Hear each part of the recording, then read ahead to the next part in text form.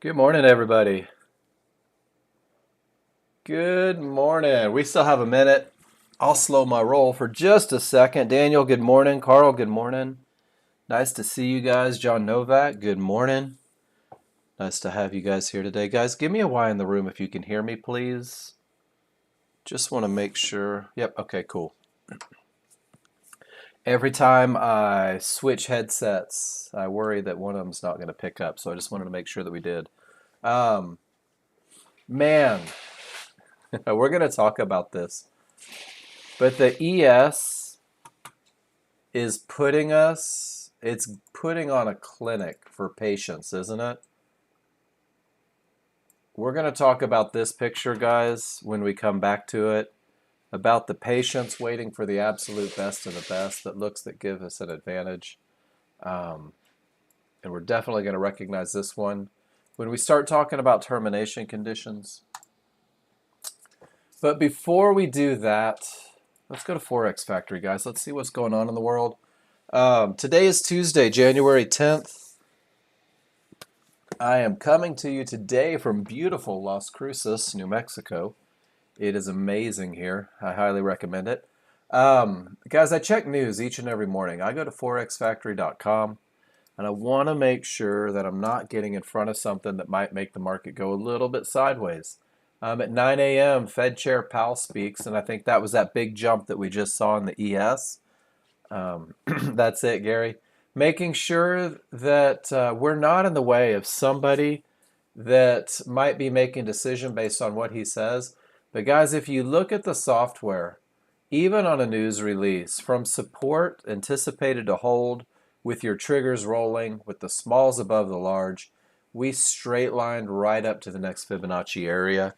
And one of the goals of this classroom is to get you guys comfortable with trusting Fibonacci because it's absolutely amazing when you begin to look at just how often the market reaches these key areas and just how often the market turns at these key areas. And then what we're going to do is we're going to spend the day working on our rules, making sure that we can take advantage of all of these spots. I know that I have a lot of new names in the room today, guys, and I absolutely love it. Some of you are on demos. Some of you are recently purchased clients. Congratulations and welcome. That's you, Safia. I was talking about you. It's great to have you here today. Guys, I want to remind you that this is your class, 100%. Everything that I talk about, I really understand. My goal is that you understand it. My goal is that you have such a clarity with what you're looking for that you can practice this over and over and over again. Work yourself into consistency and put yourself in the best position for success. So if you are brand new, if you are on demo especially, I want you to raise your hand as much as you can. I want you to ask as many questions as you can think of. By the end of the first day, I want us to have this little rapport. I want to see your name come up, and I want to go, oh, cool. Roberto has a question again, or man, Alberto has a question again. Hey, Ron, good to be here. I missed this class. So use your voice a lot, guys. Raise your hands a lot, and we're going to have a blast today. I'm so excited to be here. Working through those time changes. My mornings keep getting earlier and earlier the further west I go. So guys, 10 a.m. we're going to have final wholesale inventories. This is what we call a low impact. It has a yellow box. We'll be aware that it's there. Protect yourself. Wednesday, we have one of those orange boxes, which is medium impact, can be a market mover, and the ones that we definitely like to go refill our coffee or toast a bagel on are those red boxes, the high impact. I put the link in the room for you. Get in the habit of checking your news each and every day. And then let's go to the education page, guys. Everything that I talk about, and I really can't stress this enough, everything that I talk about, you're going to be able to find either on this education page, or also, I want to start introducing this with it. This Discord community is absolutely amazing. And there is a self-training guide. And this is where you're going to be able to go through And everything that I talk about, you can come back and double check. You can look at the videos, you can read the lessons, not without pictures, John Novak. You can see the user guides, the key concepts, the trading rules, chart reading. As you grow with the software, advanced chart reading, example trades. This is one of my favorites. This is loaded with trades from Nexgen users, people that have been with us for 6 months, people that have been with us for 16 years. You'll be able to see what can be done with the software. Also in the traders chat, you'll even see looks that don't look like the charts that you have. Nexgen users doing great things with the software. Make sure that you poke around Discord. If you have any questions about navigation, let us know. But everything that I talk about comes from this tutorial section right off the education page. And we are going to focus heavily for the first part of class of giving ourselves the best chance of success. And this says for the first 30 days and beyond, consistent winning trades. Consistency is the key, guys. It's not finding more trades, it's finding better trades. I would rather take the absolute highest probability trade with 100 lot than 100 low probability trades, hoping that my percentages work out. So for your first 30 days, if you'll focus on this one trade, this high probability trend trade, it's going to give you an advantage, because what it's going to do is this high probability trend trade is going to teach you how to read your charts. And 90% of what we do is just chart reading. 90% of your day is going to be spent looking at the charts, analyzing, taking the information given to you, and then determining if you have the advantages in place to enter a trade. And chart reading mastery incorporates 3 essential elements. You're going to be able to open up your charts and recognize where the market is likely to continue. You're going to be able to recognize where the market is likely to go and where it's likely to stop, and we're going to use these points for entries, for profit taking. And I think one of the most important things is those areas where the market is likely to stop is we're going to be able to recognize when we shouldn't be taking that next trade. And all of our chart reading is going to bring us to that. And we're going to do it with a high probability trend trade. The high probability trend trade is 3 rules. And we've simplified as much as possible. And I want you to embrace that simplicity. 3 rules on 2 charts. And 2 charts are going to give you everything you need to recognize whether or not it's time to get into a trade. And remember, this is your first 30 days. We're focusing on the best of the best. Your high probability trade is going to give you a win percentage typically somewhere in that 70 to 80% range. If you're following the rules, if you're executing properly. Has the potential to do that. And then you're going to move on to more trades. You're going to begin to use the software the way you see fit. You're going to begin to use the software utilizing patterns that you recognize through your chart reading. But we're going to focus on just 2 charts in the beginning. And everything starts with the 13-2. Your 13-2 will lead the way. This is a broad stroke of a brush. This is a larger, slower chart. And it gives you an overall look at what the market is doing. So using the most current bar on the 13-2, you're going to be able to recognize an awful lot of things. You're going to be able to recognize the trend of the market. If the background is green on your 13-2, we're in an uptrend. We're looking for rules to be met for high probability trend trades long. If the background on your 13-2 is red, we're in a downtrend. We're looking for rules to be met for high probability trend trades short. And then we're also going to be able to recognize whether or not we have the advantage of momentum. Rule number 1 of 3 of high probability trend trades is making sure that we have the momentum in the market to take a trade. And then rule number 2 is identifying those areas where the market is likely to stop. All of this happens on that large chart. And we're going to take that large chart, and when we have the momentum that we need, and when we don't have anything in the way, we're going to turn our attention to the 5-1 chart. And your 5-1 chart is your entry chart, and that's all the 5-1 chart is. Initially, it's going to help you identify the best of the best spot to get in, that area where the market is likely to continue. And rule number 3 for a high probability trend trade is going to teach you to pinpoint that area where the market is likely to continue. It's going to allow you to reduce risk, and it's going to allow you to maximize your profit potential. So just 2 charts, just 3 rules. And I've simplified the rules from how they read in the training manual. And it's going to be pretty simple.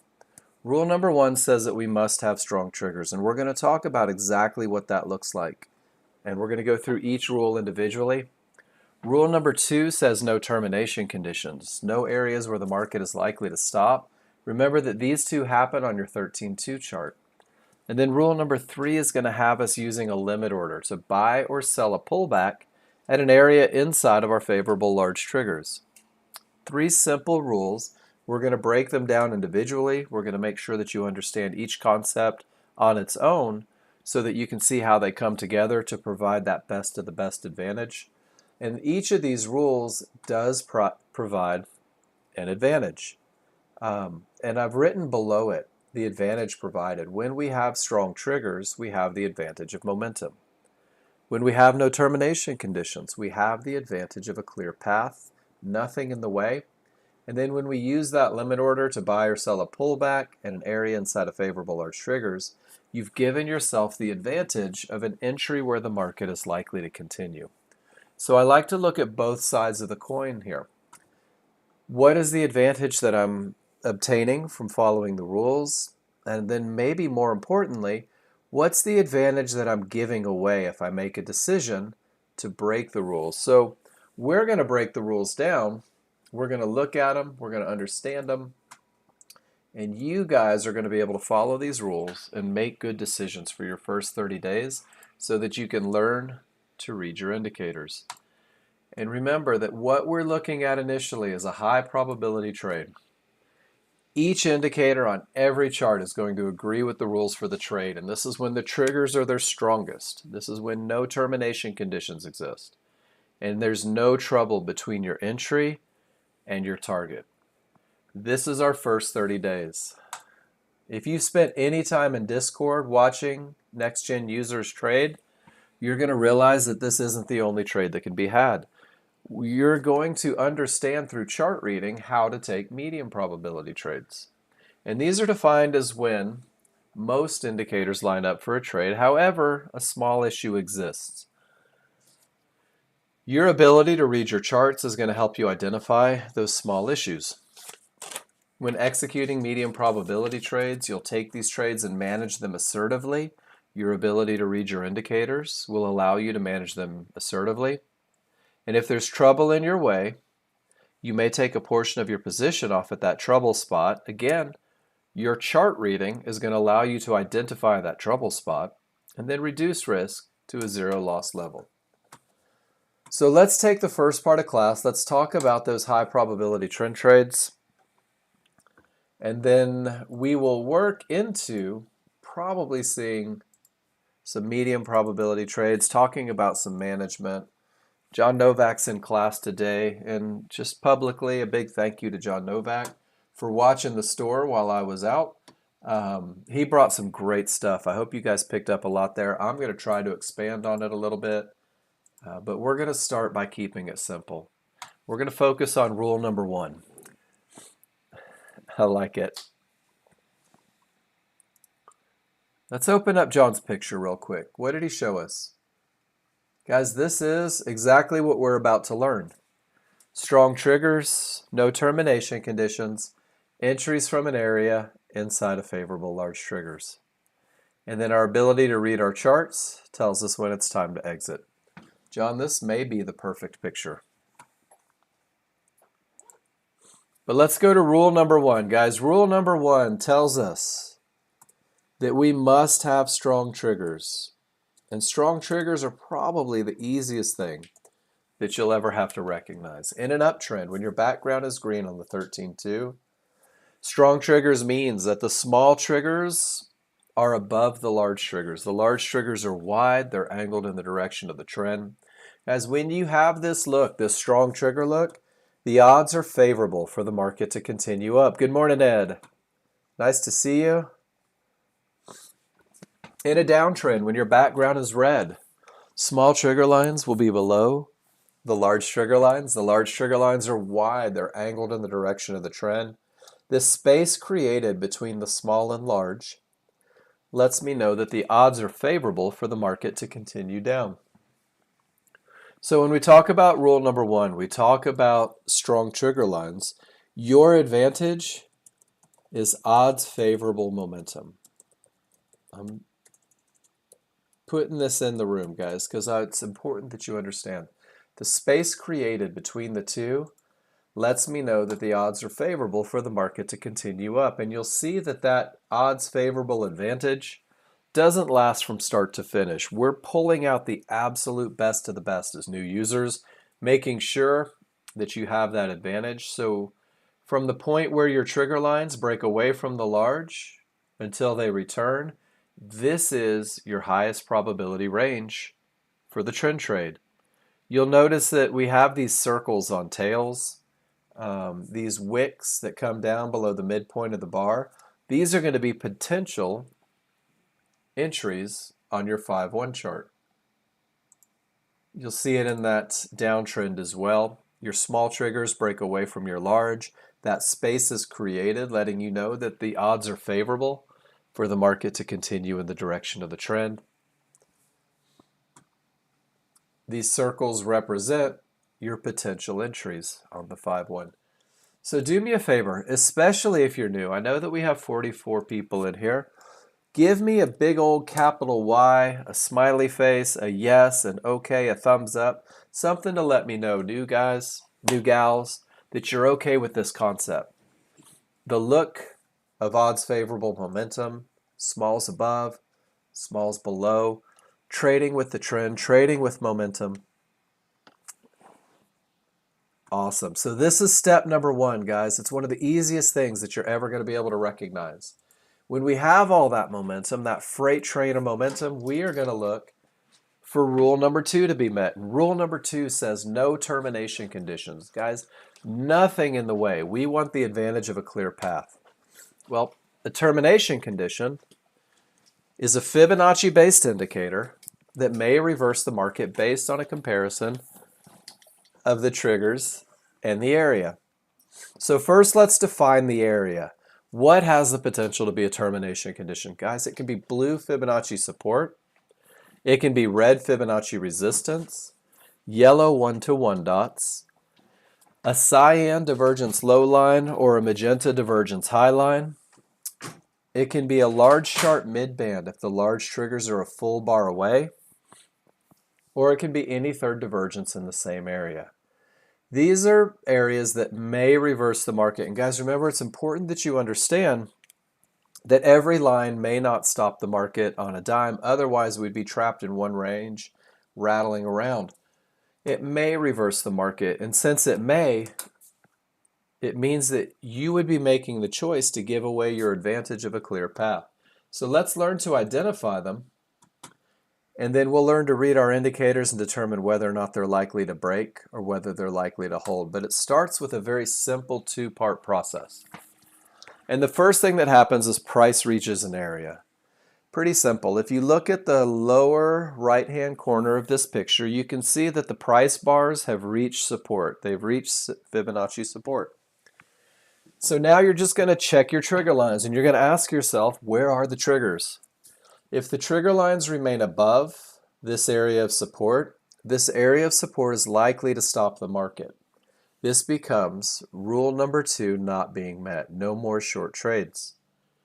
You'll also see it. Watch this. Guys, I take a lot of pictures. Price reaches support.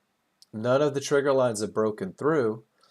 Support is a termination condition. We said that areas break, right? Rule number two reminds us to allow the area to break before trading in the direction. An area breaks when both the small and the large triggers get below the area and the next area isn't reached. Support becomes resistance, and now we can begin looking for those high probability trend trades once again. So price reaches support, triggers don't break, no short trades. Price reaches support, No triggers break, no short trades. Both small and large break through that area with odds favorable momentum. We can look for that trade. So that's your recipe. We talk about when an area has the potential to break a lot in this class as well. Well, a couple things have to happen. First, your small triggers come through with odds favorable momentum, and that's a key part in understanding when an area has the potential to break, is it has to have that force of momentum behind the market. When the smalls break through and the large don't, we call this a 50-50 look, and it's not a chance of winning. It just means that 50% of your indicators have made it through the area, 50% of your trigger lines, 50% of your trigger lines have not. This is an area with the potential to break, but it has not broken.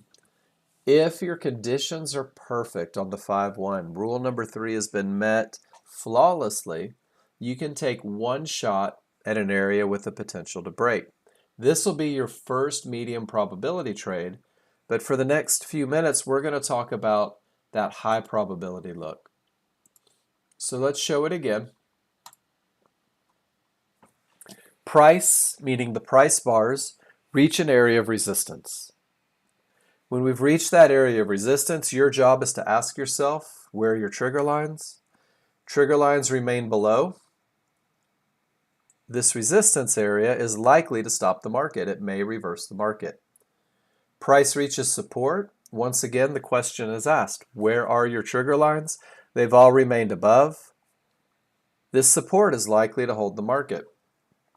This is where new users say, but Mark, if I can't go long because it may hold the market, and I can't go short because it may stop the market, this is where I remind you guys, 90% of what we do is going to be reading our indicators.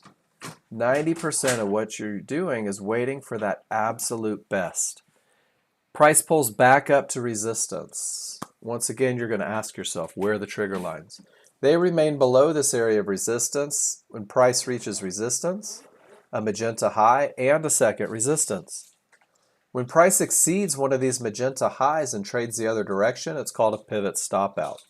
This is a very powerful termination condition. And when this termination condition creates a full reversal in the market, this full reversal gives me odds favorable momentum. Guys, this is your best of the best. So give me a Y in the room if you're with me real quick, if you're okay with this two-step process. Price reaches an area. This is such a key thing. Where are your triggers? That's it. Two parts. Price reaches, triggers remain below resistance. Price reaches, triggers remain above.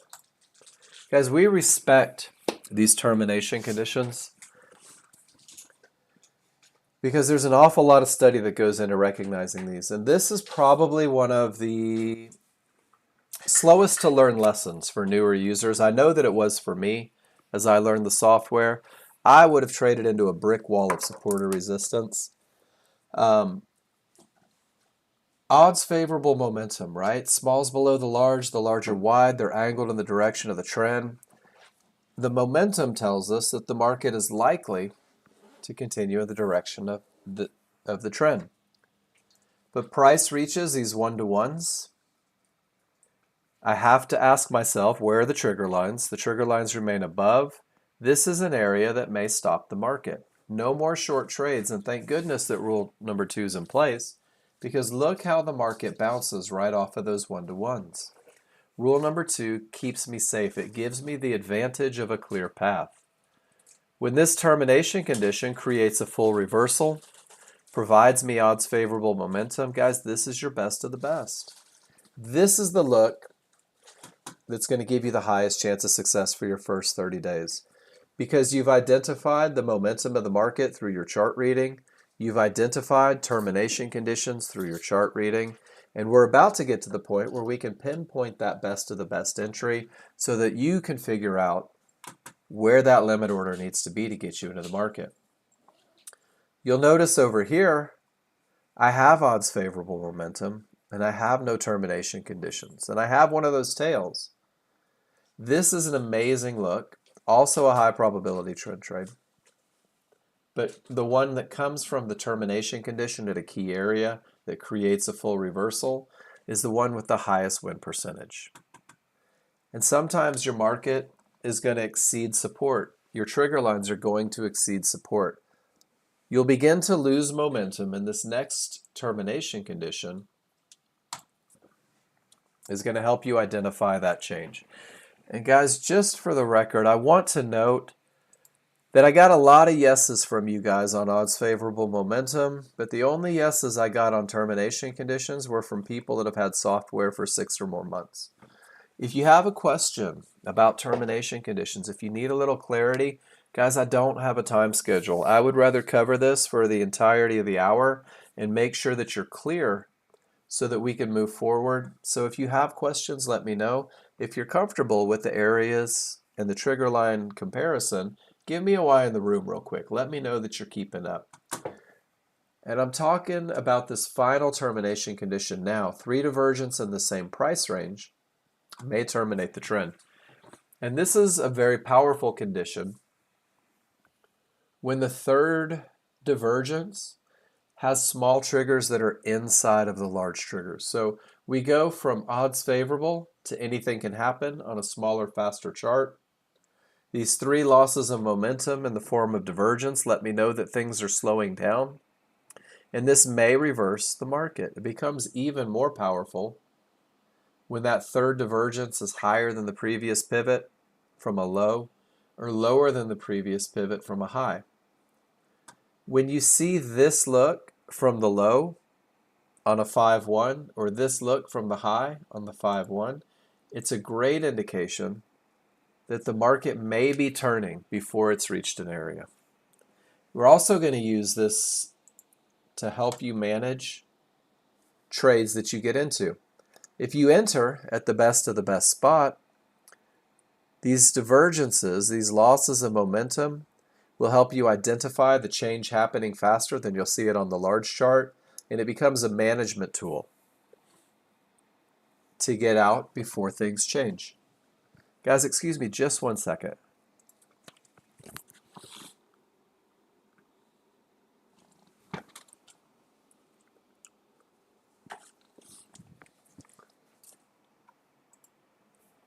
All right, apparently the allergens are different in New Mexico than they are in Texas. So guys, termination conditions give you the advantage of a clear path, recognizing them, avoiding them. Momentum lets you know that the market is likely to continue. Remember, both of these happen on the 13-2. When the rules are true, we're going to pinpoint our entry. We're going to be able to pick the absolute best of the best spot. It's going to give you an area where the market is likely to continue, allow you to reduce risk, allow you to maximize profit potential. And when the rules are met on the 13-2, this is going to be the look on your 5-1. You've made the decision that it's time to look for a trade. And rule number 3 says that you're going to use a limit order to buy or sell a pullback at an area inside of favorable large triggers, which means that limit order means that you're going to wait for the market to come to you. We're not going to chase price. And using a limit order to buy or sell a pullback means that if the market is going up, we're going to have it come back to us. It's going to come down to us. Or if it's going down, we're going to have it come up. Remember that all of this is predicated by having odds favorable momentum, by having no termination conditions. So when our 5-1 looks like this, when the rules are met, we're going to focus your attention on the areas falling inside of strong large triggers. Areas can be fibs, it can be mid-bands, it can be 1-to-1s. And those trigger lines on your 5-1 need to be up and strong and together. And our rules say that we need to buy a pullback in an uptrend. And that pullback is going to begin with a reversal bar. After all of these green bars, on the 5-1 chart, you'll get this red reversal bar. When this reversal bar forms, you're going to be able to create your window of opportunity. You'll be able to identify where the market is likely to continue. And that window of opportunity is going to be the areas inside of favorable large triggers. So for long trades, the areas of support, fibs, mid-bands, one-to-ones, and you can draw a box mentally. You can draw a box with a drawing tool. But this is going to be the area where the market is likely to continue because we have that advantage of momentum, because you have no termination conditions. And you'll right-click at the top of that window and activate a limit order. Buy limit 2 right at the top. And one of two things are going to happen. That market's either going to come down and it's going to fill your limit order at 79.21, and you'll be long. You will have bought the market. You're in a long trade. You have the advantage of momentum. You have the advantage of no termination conditions. And now you have the advantage of entering where the market is likely to continue. The second scenario is that it just continues on without you. And this happens from time to time. It's important that you understand that waiting for the pullback, waiting for the best of the best area, increases your chance for success. Jumping into the market, that fear of missing out, rarely works out for traders. When you enter the market at 79.21, your protective stop is going to go below that window of opportunity initially, where the market shouldn't go, because if the market exceeds this area, we've lost our advantage, and once you lose that advantage, we no longer want to be in the trade. I'll take this setup 1,000 out of 1,000 times, guys. I'm obligated to because it's a part of my trading plan. And it's a part of my trading plan because 70 to 80% of the time when I take this trade, this is my result. Profit target reached. I have the advantage of momentum. I have the advantage of a clear path, and I have the advantage of entering the market where it's likely to continue. It's a very simple 3-step process on 2 charts. My protective stop will go below the reversal bar in the direction of the trade. And because I waited for the pullback, my risk is reduced, My profit potential is increased. So guys, give me a Y in the room. This is your entry. And I want to remind you, I know I have a lot of new faces in here today. Your first day is going to feel a little overwhelming. Your first day is going to feel like a lot of information coming at you. I want you to do me a favor and be very, very vocal if you need some help. Typically, within the first 2 to 3 days, something clicks. It's this repetition that we go through in the beginning of class. It's going to click. The recognition will be there. And what you're going to realize before this day is over is this is without a doubt something that you can do with a little bit of study and a little bit of investment in time.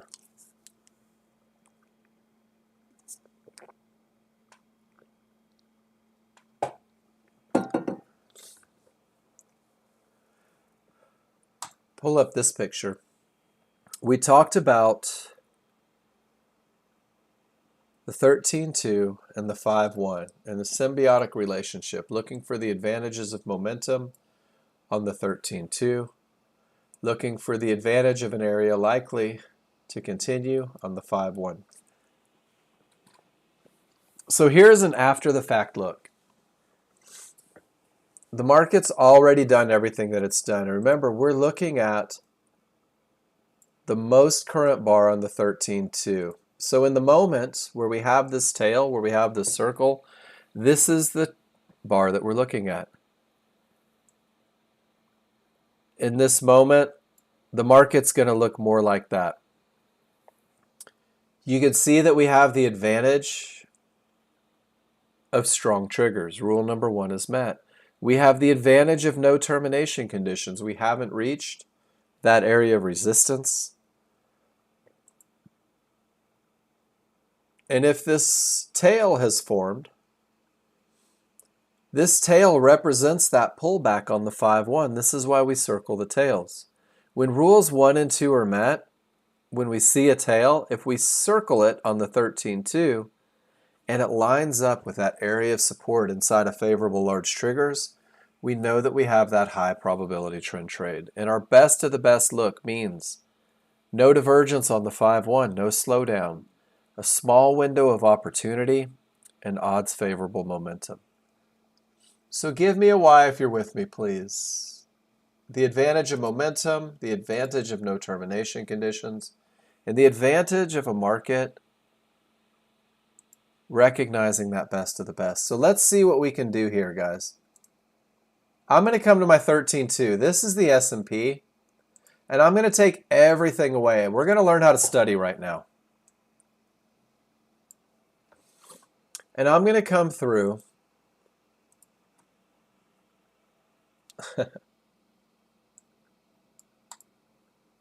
and when I have odds favorable momentum and I see one of these tails, guys, this is the best way to study. I'm going to use my drawing tool and I'm just going to circle these tails. You can see this is that point where the small triggers return. One more right at the very end. This is your high probability look. Here we still have everything going up, but we have anything can happen triggers. I'm not going to circle those tails. Are you guys with me on this one? Rule number 1 has been met on the 13.2. All we're looking at is trigger lines. So let's put some areas in there and let's make sure that we haven't reached an area with no trigger lines breaking through. Here the smalls have broken through the 1-to-1s but have not reached resistance. Everything is strong. I'm going to leave this tail and I'm going to search on my 5-1 to see if it was an entry. Here the smalls haven't quite broken through resistance. This isn't our high probability, probably a medium probability, one that we can make a decision on, but for the sake of being brand new, for the best of the best, I'm going to lose that circle. And then our area gets cleared right at the tail end of momentum, and I have this tail. The S&P is putting on a wonderful exhibition today. So guys, now what have we done? We've given ourselves the advantage of momentum and the advantage of a clear path. Can you give me a Y in the room if you're with me so far? This is only on the 13.2. Have to make sure that the rules are met. And now we're going to go to the 5-1. Let's see where those circles turned up.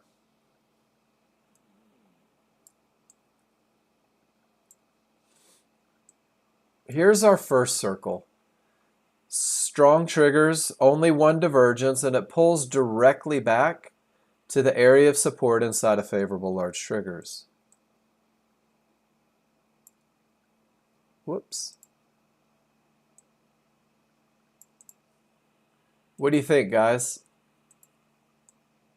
Rules met for a high probability trend trade? Yes?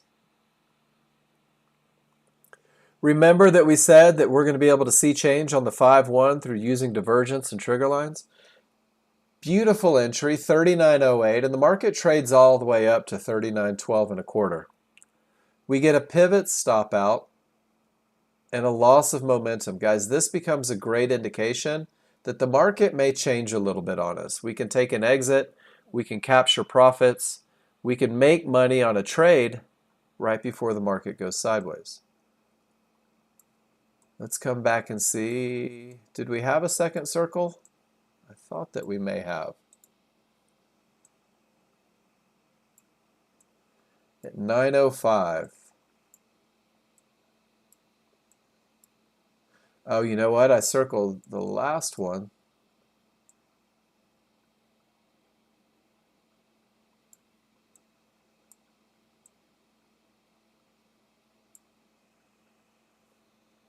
That was 9:05. Let's see what 9:32 looked like. Apparently I scrolled a little quicker than I needed to.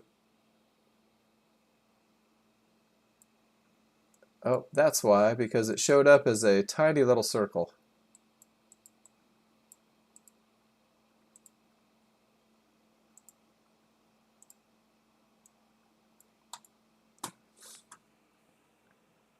So once again, tail into momentum. Everything says up. We're above the areas. You get a pullback directly to support inside of favorable large triggers. And the market continues up when everything says up. Guys, this is your high probability trend trade. If we scroll back, price reaches support, absolutely no. Trigger lines break through. It lets us know to no longer go short. Strong trigger lines haven't reached a key area. I circle it right there at 710. Let's put the two together and see if this was a rules met trade. Why are we doing this? We're doing this to recognize, I think, one, that we don't get high probability trend trades every second of every day. It takes a little bit of patience. We wait for the absolute best of the best. Smalls below the large, large are wide, angled in the direction of the trade. Smalls below the large, it pulls back directly to an area of resistance inside of favorable large triggers. Guys, every chart agrees. Every trigger is down. This is your absolute best of the best. Good stuff. This is your first 30 days, guys. This is the first 30 days looking for the best of the best, giving yourself the advantages. If you will do me a favor and practice this for 30 days, learn to read your indicators for 30 days, you're going to branch out and find all the trades you could ever hope for. One of the tools I like to use, and I put these in the room for you at the very beginning, is when I'm looking at a trade that I've taken, when I'm looking at a potential setup, I've provided you guys with this high probability trend trade checklist. It was Microsoft Word, and this goes through the same rules that give you the best chance of success. Is the market coming from a good top or bottom? A termination condition that creates a full reversal? Do you have odds favorable momentum? No termination conditions, an area for entry? If you do, guys, this is your highest probability. If you get in the habit of putting this checklist on every trade, you do this every day, just to check, right? What'd you miss? Why'd you miss it? What didn't you see? What happens is you learn to police yourself as well. There's no longer, hey, Mark, was this a trade? It becomes a simple question of were rules met? That's it. Mark, is there a long here? Well, were the rules met? Did we have odds favorable? Were there no termination conditions? Did you get a pullback to an area inside of favorable large triggers? All we've done so far today is define an entry. You know what? Let me close this one out and put it in the room for you one more time. Having a plan, this is an example plan, but having a plan provides a path. It provides a very clear path and a direction for you to study. So I've created this. This is an example of how to write a plan. But this is your first 30-day plan. And all you're doing is defining your entry point, your absolute best of the best entry point. Personalize it. Use the phrase my trade is. My trade is the high probability trend trade, because when I follow this checklist, my win percentage typically has the potential to be in that 70 to 80% range. In order to enter the trade, you must have the conditions of the checklist met. Odds favorable momentum, no termination conditions. All of these advantages are present to give you the highest advantage. If you can mark yes on each and every one of these, guys, you're learning to recognize momentum. You're learning to identify termination conditions. You're learning to pinpoint with amazing accuracy those areas where the market is likely to continue. This is your focus for 30 days. And then you're going to take pictures. Well, what does it look like? You should be able to take a picture from your study and say, well, when I'm looking for the high probability trend trade, it looks just like this. Strong trigger lines, no termination conditions, and look at this pullback directly to an area inside of favorable large triggers. This is your best of the best. This is exactly what we're looking for. Hey, Dooney B11. Nice to have you. Oh, Karis. Long time no see. Great to have you. Nice. You been vacationing the world? Up. Max number of viewers. All right, Karis, you ready? Let me get you to... Oh my gosh, I'm so sorry.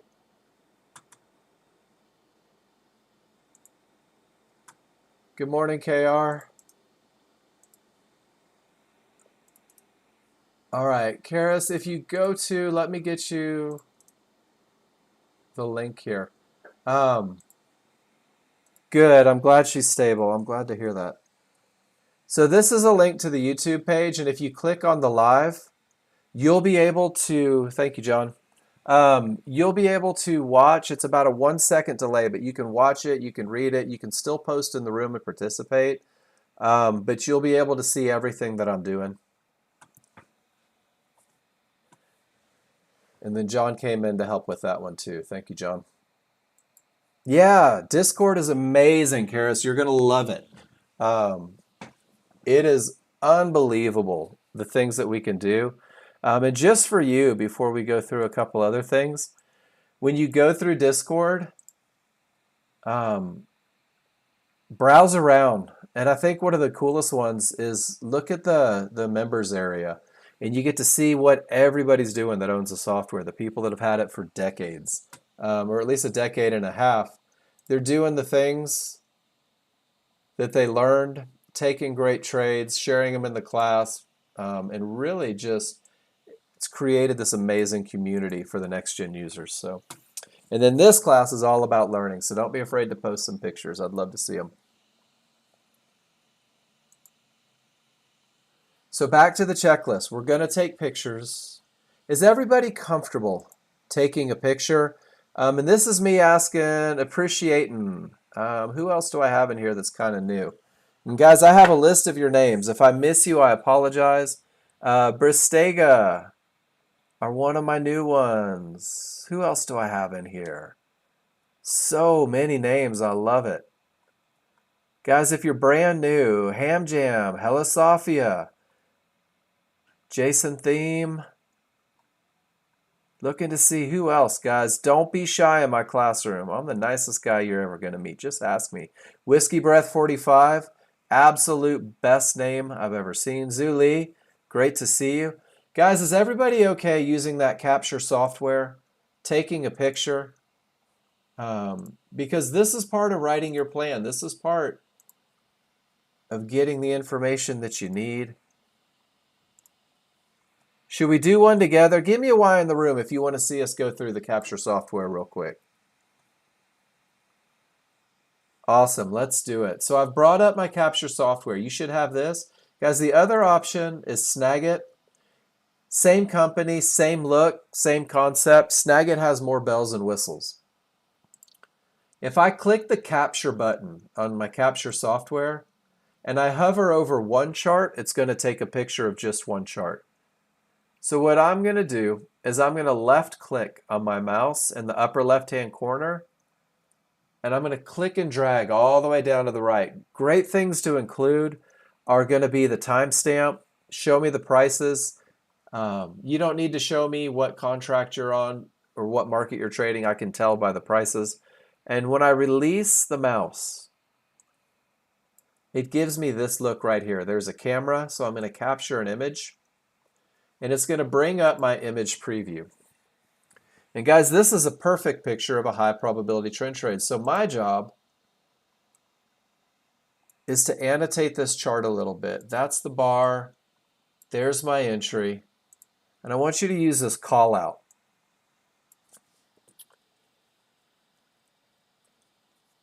And you're going to write your rules on the chart. So I'm going to put strong triggers. I'm going to put no termination conditions. And then over here on my 5-1, I'm going to put area for entry inside of favorable large triggers. Guys, why are you putting your name, why are you putting your rules on here? Because you're validating every time. This is my rule. This is my rule being met. I know what I'm looking for. I can be consistent. One of the other great things that you can put on here for me, guys, is how do you feel? Has anyone ever felt nervous going in? Did you feel jumpy, confused? Guys, put that on there because the whole concept, Geo, it's the call out button right here. So a couple tools. You've got an arrow tool. You've got a shape tool. You've got a highlighter tool. If you want to highlight something, I suppose. Whoops. And then it's this call out button right here. Nervous at least one time every day. And the call out button is where we have a conversation, guys. The whole idea behind this class, especially for you newer people, I want you to realize the whole idea behind this class is you and I have a conversation for 15 hours a week, every week. I'm here to give you feedback on anything and everything that you do. So the better conversations that you and I have, the more feedback you get. Once you have all of this on here, in the bottom right-hand corner, there's an upload button. And I click upload, and this is where the magic happens. It's going to provide me the screencast link. If I copy it, I can come over to the chat room and I can post that link in the chat room. Did everybody see that come up? It's the picture that we just took, right? Well, that link is going to stay on my clipboard until I copy something else. And we're going to talk about this right here. This is your spreadsheet, guys. From the tutorial section, Nexgen has provided you a spreadsheet. Look in your Nexgen Study Picks folder. It's there. This spreadsheet is how you're going to track it during your learning process. Every time you take a trade, you can right-click and you can paste that screencast link in there. And then if you go to Insert and Link, I can take that screencast address and I can call it rules met, high probability trend trade, short, winner, winner, chicken dinner, right? And now I know exactly what I'm looking at. And I can take this picture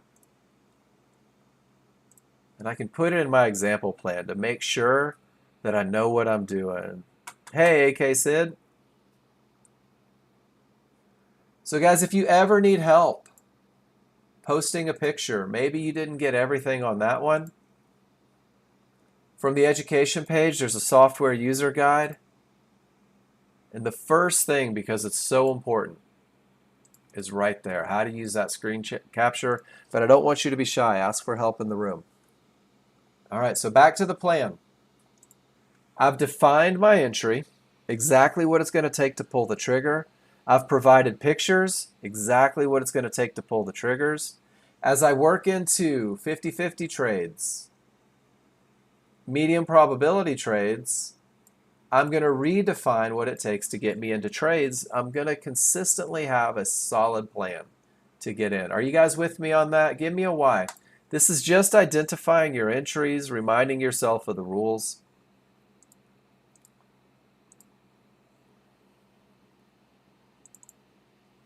Here's a picture of how to annotate your charts, just in case you forget.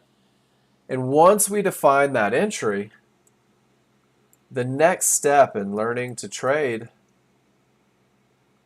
is going to be defining your management plan. And again, in the beginning, we're only focusing on the best of the best entry, recognizing the advantages in entering the market. So a lot of new users will use a very methodical, a very mechanical management plan.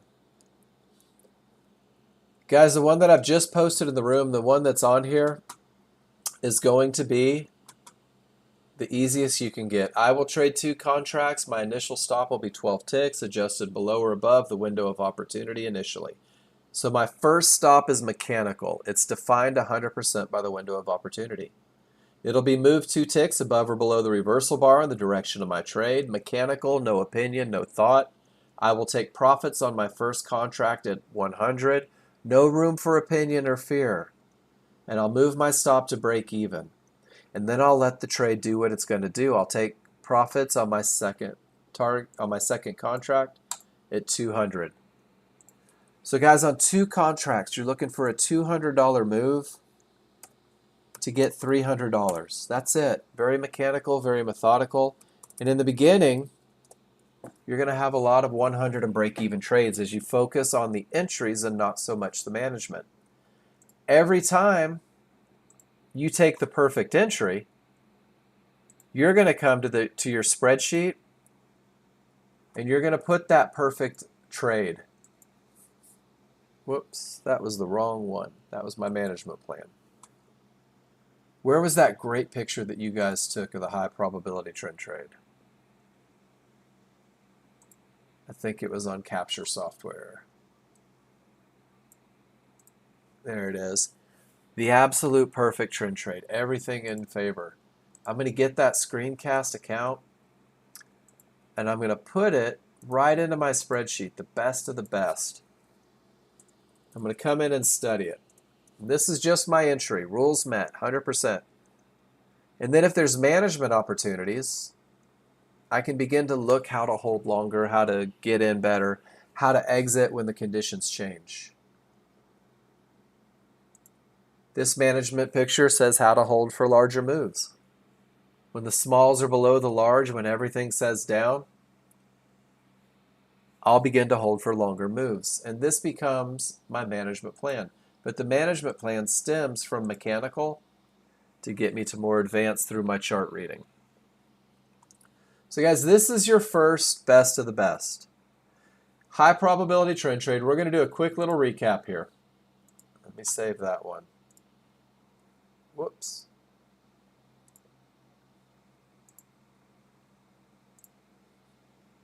We're going to focus on the high probability trend trade. You're going to give yourself the advantage of learning to read your charts.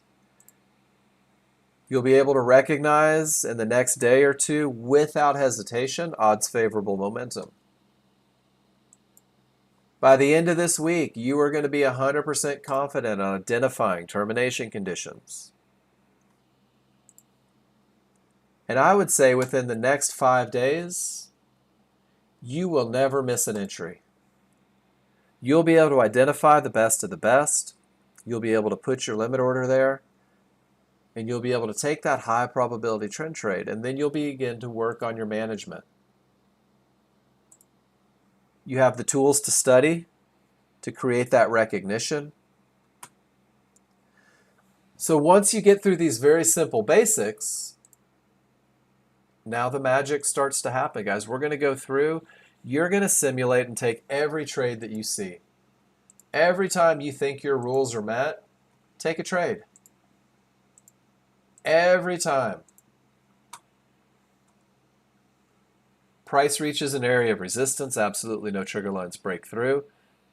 It's a termination condition. It tells me not to look for this high probability trend trade. Let's see if crude oil is giving us anything. Price reaches 1-to-1s, even with odds favorable momentum. Guys, doesn't this picture, I love it when this happens. If I go to the instructions, the manual, and this was written a long time ago, guys. Price reaches 1-to-1s with odds favorable momentum. The market bounces, changes direction. Price reaches 1-to-1s with odds favorable momentum. The market bounces, begins to change direction. We're trading patterns, patterns that have been established and have existed for decades.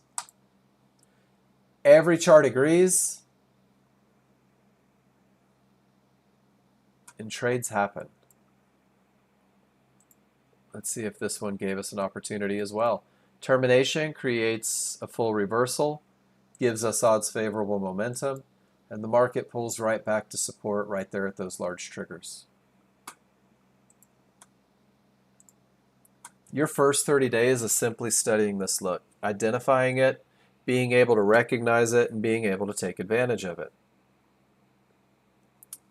All right, guys, I'm going to take just a few minutes. I'm going to refill my water, take some allergy medicine. I will be back. When I get back, we're going to do two things. The first thing is I want to answer any questions that you have. If you're brand new, if you're in my room, if you're on demo, if you're in your first 30 days, if you're in your first 300 days, it doesn't matter. If you have a question, post it in the room. Let's talk about it. The second thing we're going to do is we're going to look at each and every one of your charts that have been posted. We're going to talk about them. And we are going to look at live indicators and look at what's going on in the market, what we can recognize, and whether or not it provides us advantages. And then Ed S. put good story on rules. He told John that he thought the market was going to reverse yesterday. He told me the thought theory, so he didn't do his thought and followed his rules, didn't reverse, and he won the trade. The moral of the story, Ed, is opinions are expensive. My opinions have cost me an awful lot of money. There's two things that my chart reading tells me. Either my rules are met or rules not met. And there's only one situation where I get into a trade, and that's when my rules are met. Guys, I'll be back in just a few. We'll start that second hour. If you take a trade, post a picture. If you have a question, ask your question. If you have a concern, let me know. I'll be back in a few.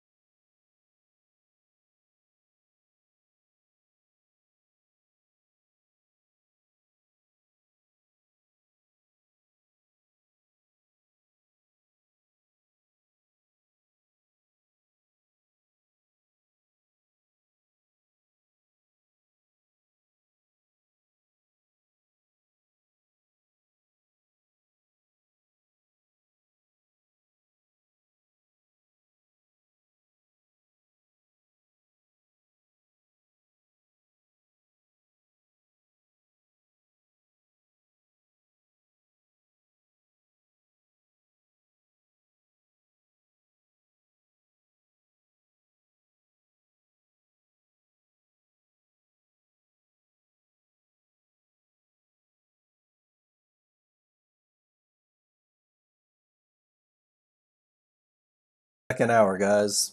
So let's start off and look at what you've been doing today. So I'm going to scroll up to the top. I'm going to start to look at some of the trades that you guys have posted. First one in today came from John Novak. And I love that John Novak posts these. Guys, this is a high probability trend trade that was put together by the guy that wrote the software, created the rules so that I could teach them. He uses a few extra charts. As you grow with the software, you may too. But it all starts with a 13-2. He had odds favorable momentum. He had absolutely no termination conditions. And he has a pullback right to an area of resistance inside of favorable large triggers. Guys, this is the absolute best of the best. A quick 4 points to get the day going. Nice trade, John Novak. 100% rules met.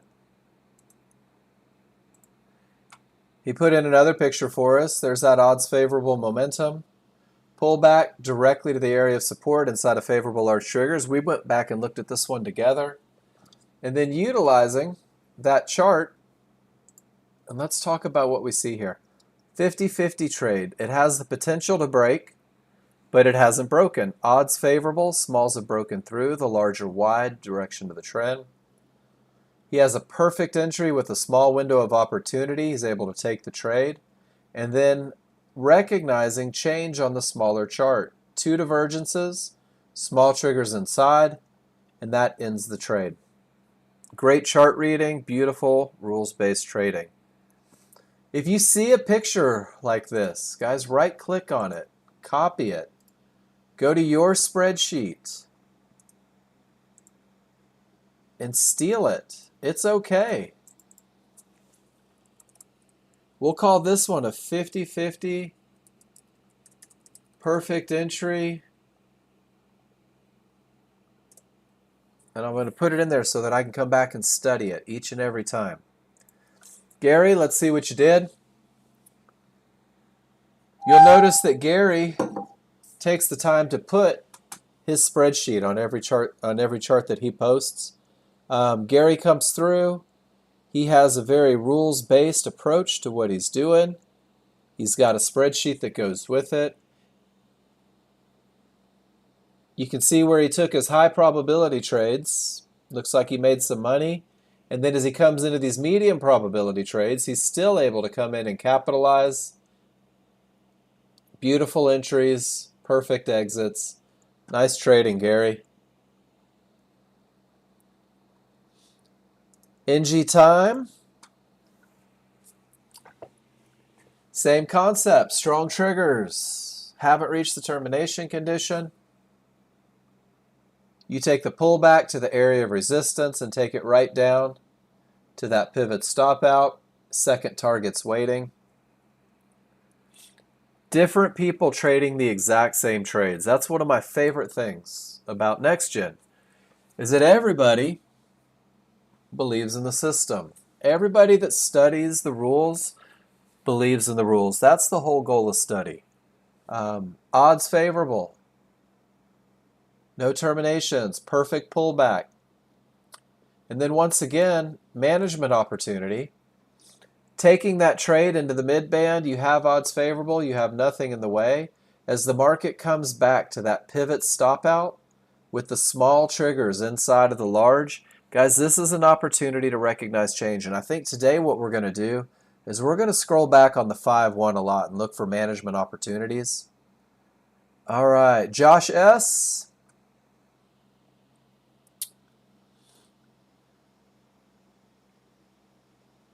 Smalls down, large down. We did have Fibonacci support that absolutely no trigger lines have broken through, Josh. You entered well above the mid-band after the termination condition. I'm glad that this one worked out. I absolutely love that it worked out. Couple problems with it from a high probability trend trade standpoint. Termination condition was reached. Price reached support, absolutely no trigger lines broke through. Rule number 2 is not met. You don't have any areas of resistance inside of favorable large triggers. Really, rule number 3 not met. And guys, I say this not to knock Josh down because this is a beautiful trade with tons of momentum. When the market reaches a termination condition with this much giddy up, it typically retests. Josh probably knew that. He's an owner. He's been with us for a while. Pulling back, utilizing those large triggers, getting in, taking a look. Doesn't fit the rules for a high probability trend trade. But as you grow with the software, as you learn more and more about chart reading, you'll create expectations based on patterns, and those patterns are going to create opportunity. And I think that that's one of the most wonderful things about Nexgen is I'm selling you an elliptical.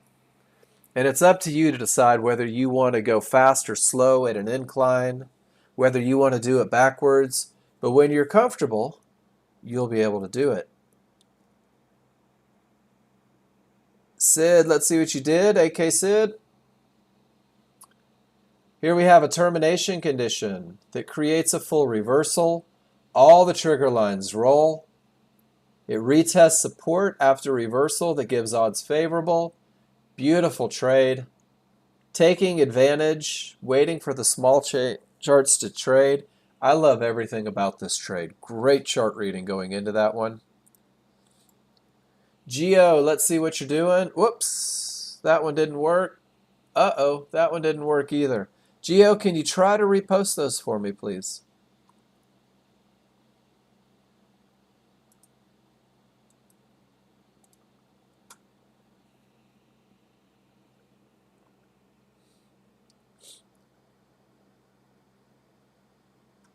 John Novak says he snuck one in.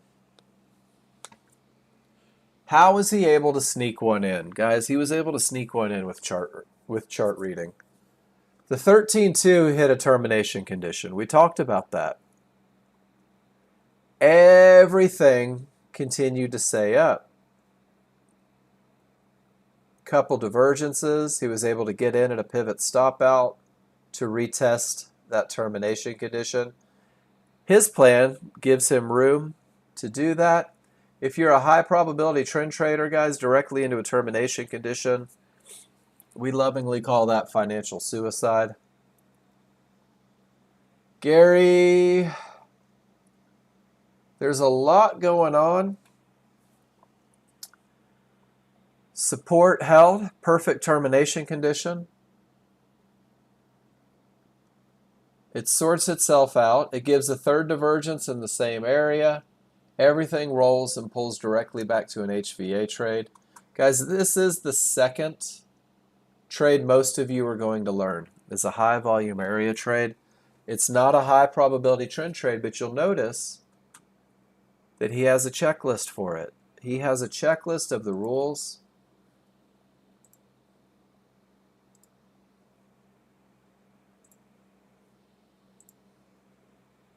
Straight from the manual. The midband was below the HVA. You were wrong. Let's look at it.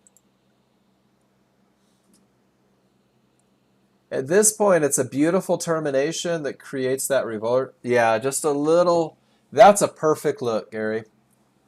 And then you can recognize your first trouble spot at those large triggers, which it broke through nicely. Looked like it kept going up.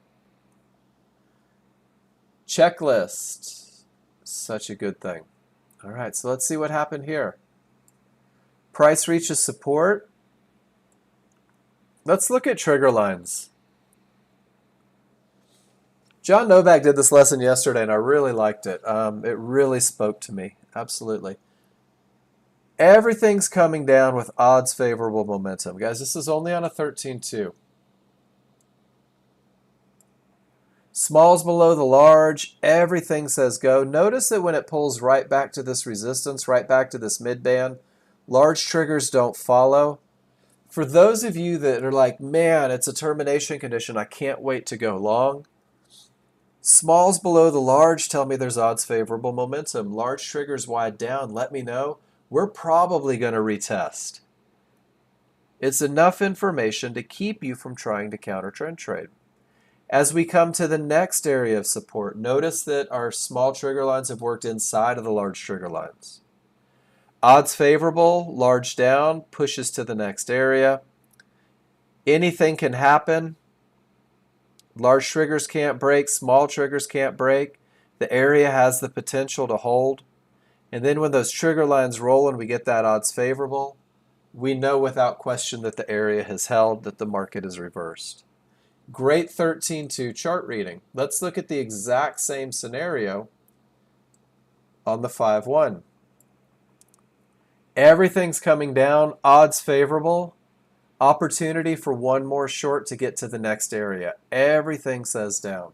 When we reach the next area, you'll notice that your small trigger lines are inside of your large trigger lines. We know that that's a slowdown. We see that there's no areas inside of favorable large triggers keeping you from the short.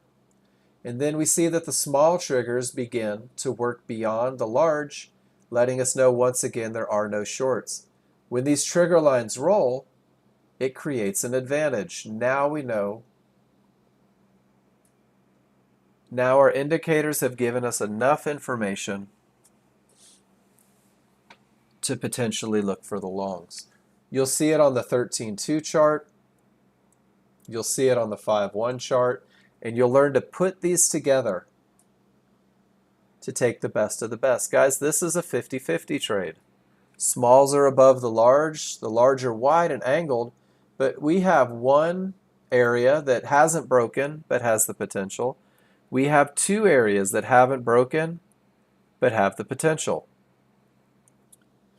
When we talked about that 50-50, one of the things that you look for, let's find the picture real quick.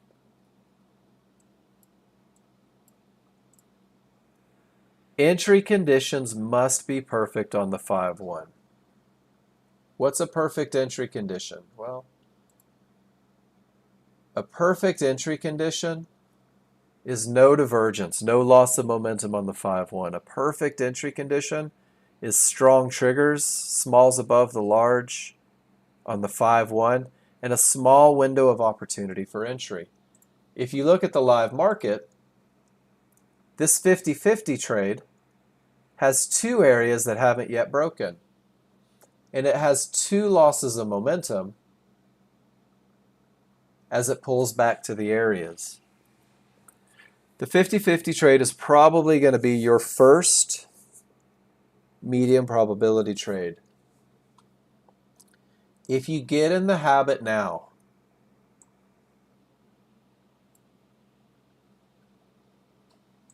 of taking pictures on accident, 50-50 trade on 13-2.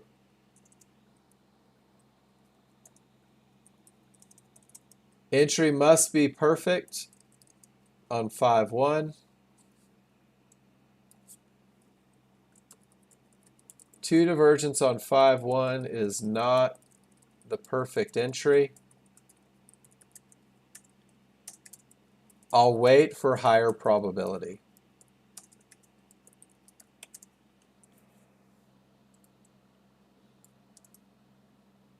My trading plan, when I wrote it out, says that divergence on the 5-1 is not my trade.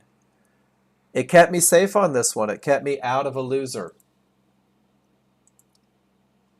There's a chart that you will add as you grow with the software, guys. It's called a market flow chart. Whoops.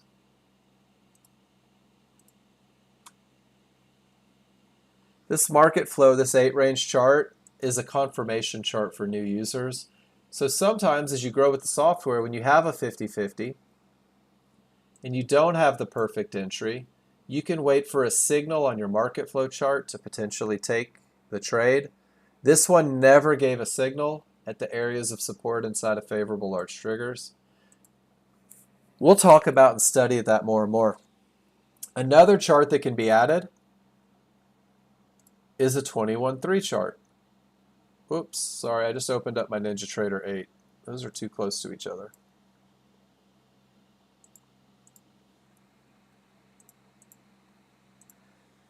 And just like the 13.2 is a broad stroke of a brush for the 5.1, a 21.3 chart is a broad stroke of a brush for the 13.2. And what do we notice on the 21.3?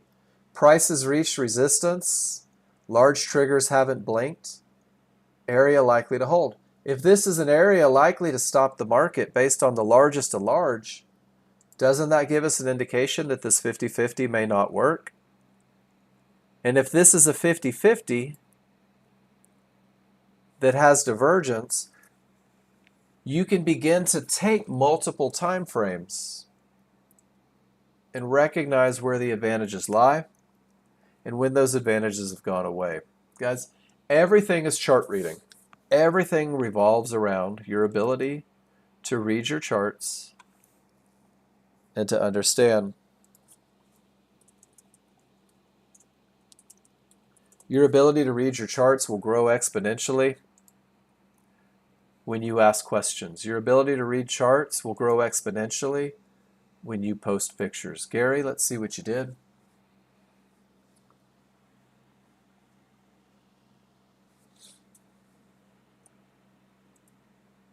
So let's take a look. We just talked about the scenario, right? 50-50. This 50-50 trade means that there's an area that has the potential to break but hasn't broken.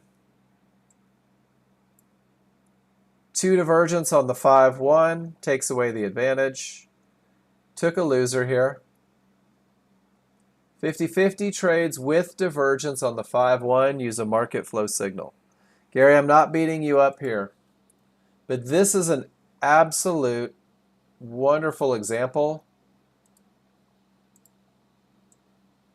Your checklist only works if you work it. This was a no. Gary knew that he was giving away his advantage. He chose to give away the advantage to not follow his rules. And the one thing that I've found to be true is that the more I break my rules, the more I lose. That's all right. Guys, I want you to break every rule. I want you to write new rules and break them and get in the habit of breaking them. Because if you break rules and you remember, you're going to grow. The body grows under duress, guys. I spent years as a personal trainer, and the only way that people got stronger was putting themselves in uncomfortable situations. Uncomfortable situations definitely qualify as breaking your rules and then realizing it a minute later. But posting this trade in class, we get to have a conversation. So everybody should thank Gary, because Gary reminded us why 50-50s with multiple divergences are probably not the best bet. Success breeds confidence. Put yourself in the best position for success. You will grow your plan as you grow with the software.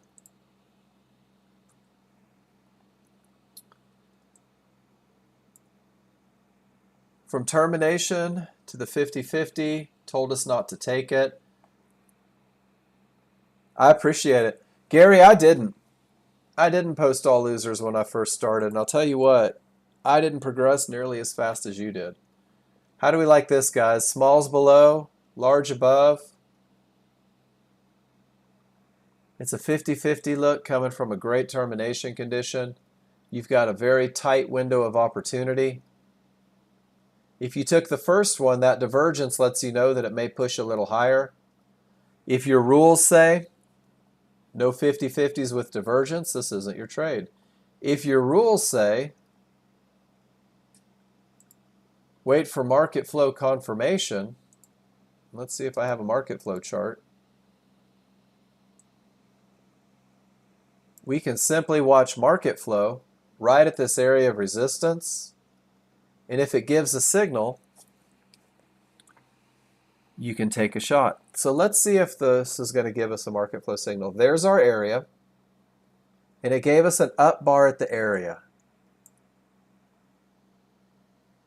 And guys, look at how this works. Divergence on a 50-50. Market flow says no. The market moves up beyond. Pretty amazing, isn't it? A simple set of rules designed to give you the best advantage. Geo.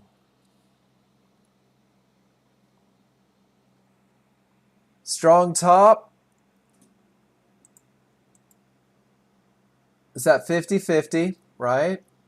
You took a long, didn't work, and then when it didn't work, you changed directions, changed your thought process, and took the short. One thing that happens a lot, guys, is when that 50-50 trade doesn't work. I want you to see this. 50-50 doesn't work. It gives you a little momentum style entry, typically with everything going down and triggers rolling. And as you pull down, smalls are starting to break through, tons of momentum. All your trigger lines are lined up. You could take a very, very low risk, medium probability trade. Because everything says down, your first trouble spot's right here. Not advocating new users to take this trade, but there's no doubt in my mind there's some experienced traders that probably got in and took quick profits right there because they understand the dynamic of what's going on. Great trading this morning, guys. That's crude oil. There's your S&P. 50-50 trade with divergence told us don't do it. There's a higher divergence. The small trigger lines are beginning to change. Let's take a few minutes and let's just talk about the change that we see on the 5-1, guys. This is your smaller, faster chart.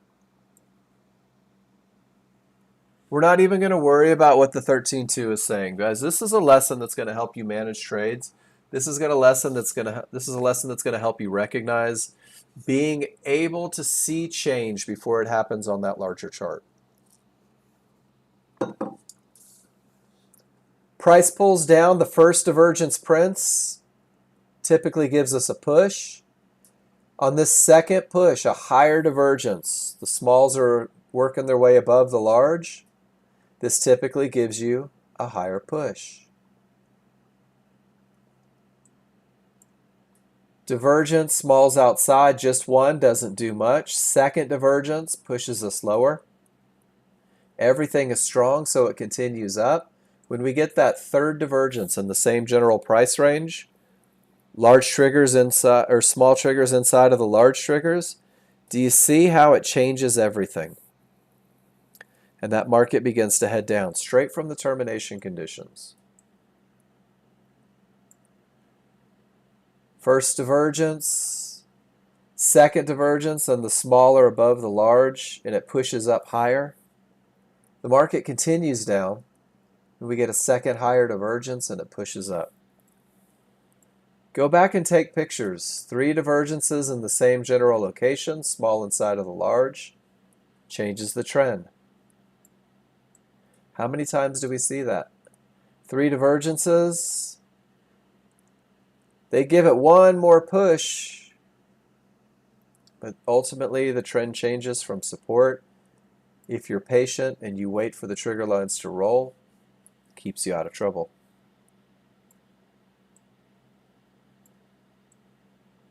Sometimes 3 divergences won't change the market. Look at the large triggers. These are your 13.2 large triggers. Notice that they stay down the entire time. Do you notice that price stays below the entire time? Gives you opportunities to recognize that longs are not your best bet. Sometimes it's just chart reading keeping you safe.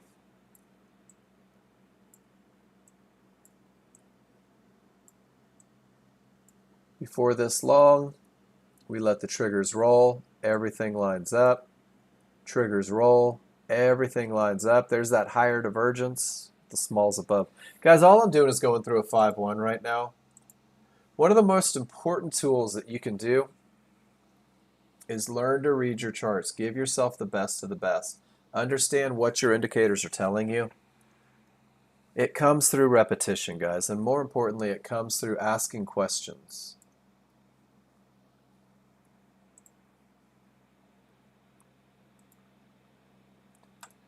I'm going to share this with the new users.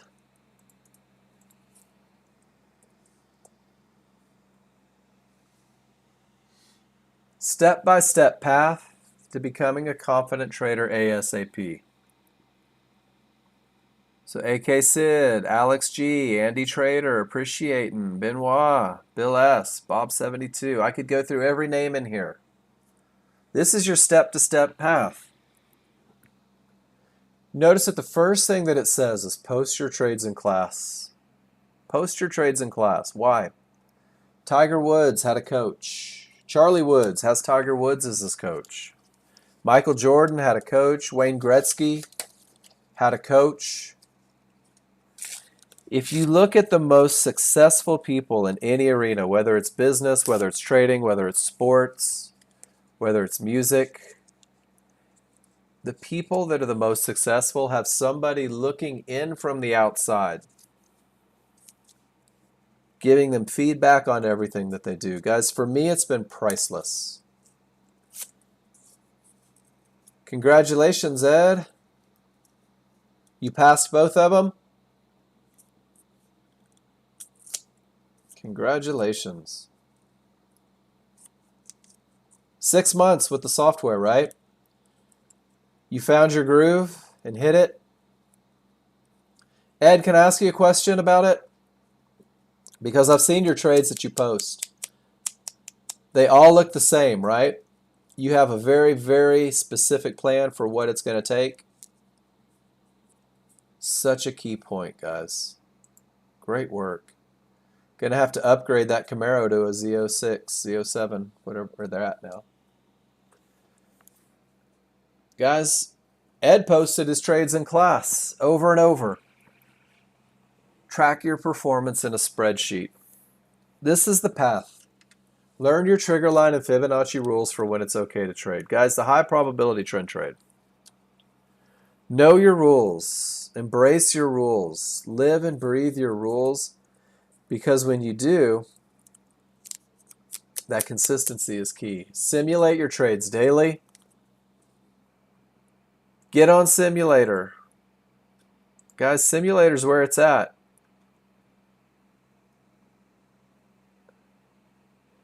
Simulator allows you to practice without fear. Simulator allows you... Oops. Sorry, I'm creating an invite. I'm multitasking, guys. I'm not very good at it. Simulator allows you to be comfortable where normally you may not be. And I think that that's the key, is being on Simulator, practicing your rules. Don't practice the wrong trades.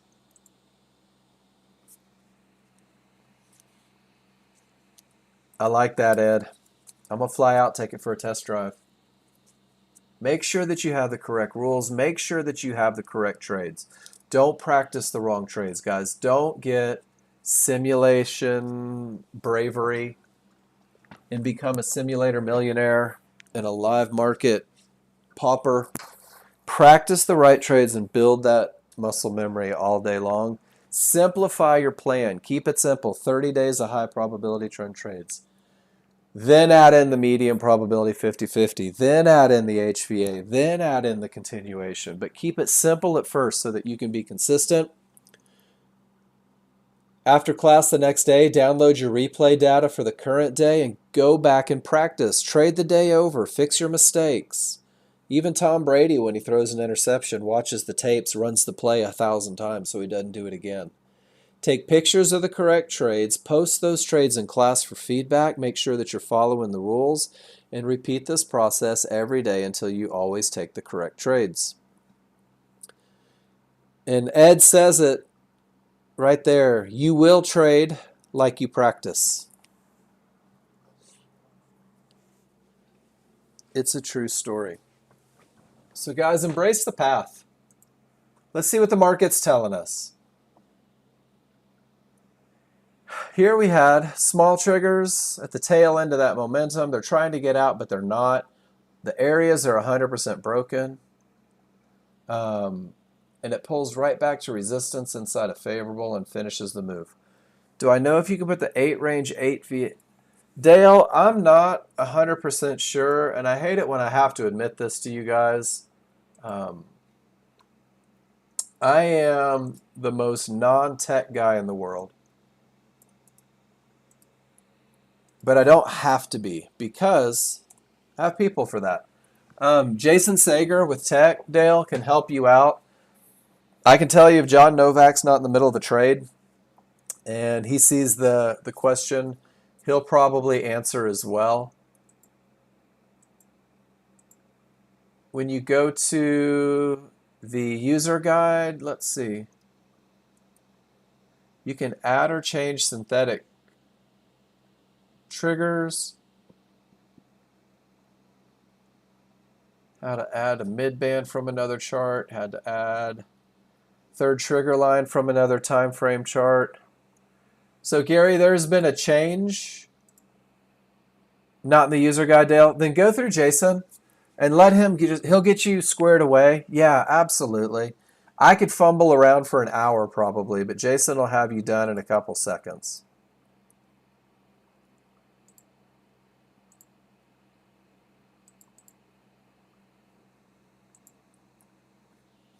Absolutely. Guys, another great thing about this classroom is we're live. We're right here. If you have a question, we'll try and answer, and if we can't answer it, I'll post you to the guy that can, because there's always somebody that can. The S&P has reached support. Trigger lines have not broken through. No longer looking for short trades. Trigger lines are flattening out. There are no long trades. The S&P has you in a holding pattern.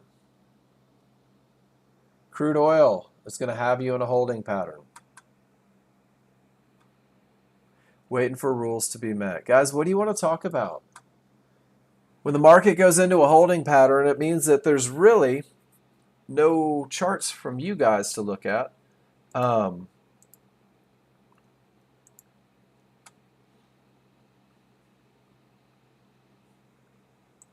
this is a great time to talk about the questions. If you're brand new, hey, how are you? Edeliberto, right? Nice to have you. Welcome to the class. Let me show you the picture I wish somebody would have shown me the first day.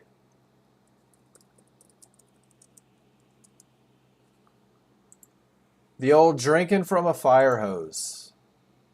Guys, welcome to day one. If you're in day one right now, you're asking yourself, holy smokes, how am I going to do this? I can tell you that it gets easier after the first couple days.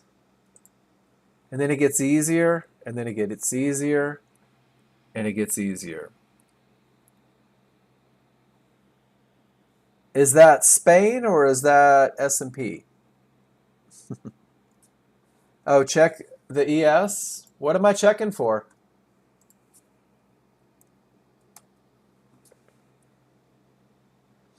So right now, the S&P,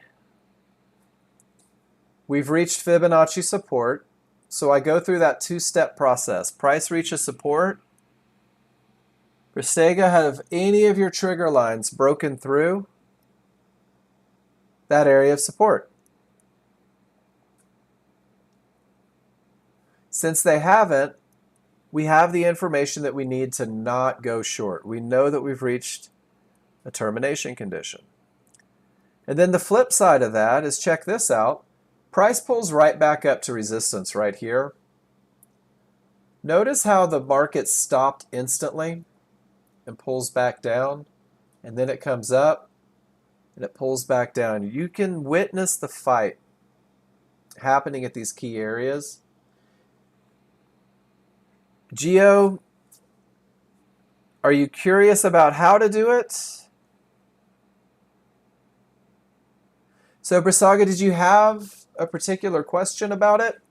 Right now we're in an if-then situation. If the trigger lines roll and I get odds favorable momentum, I'll look for opportunities to trade long.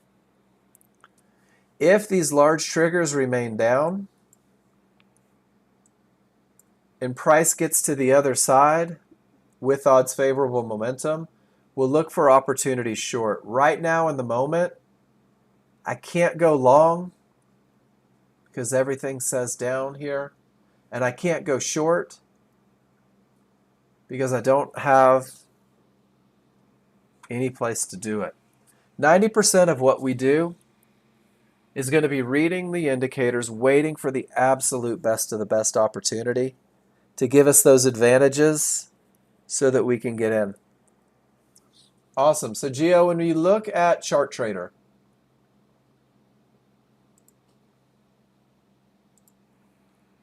right now, yep, just in a waiting pattern. It's just a matter of rules met, rules not met.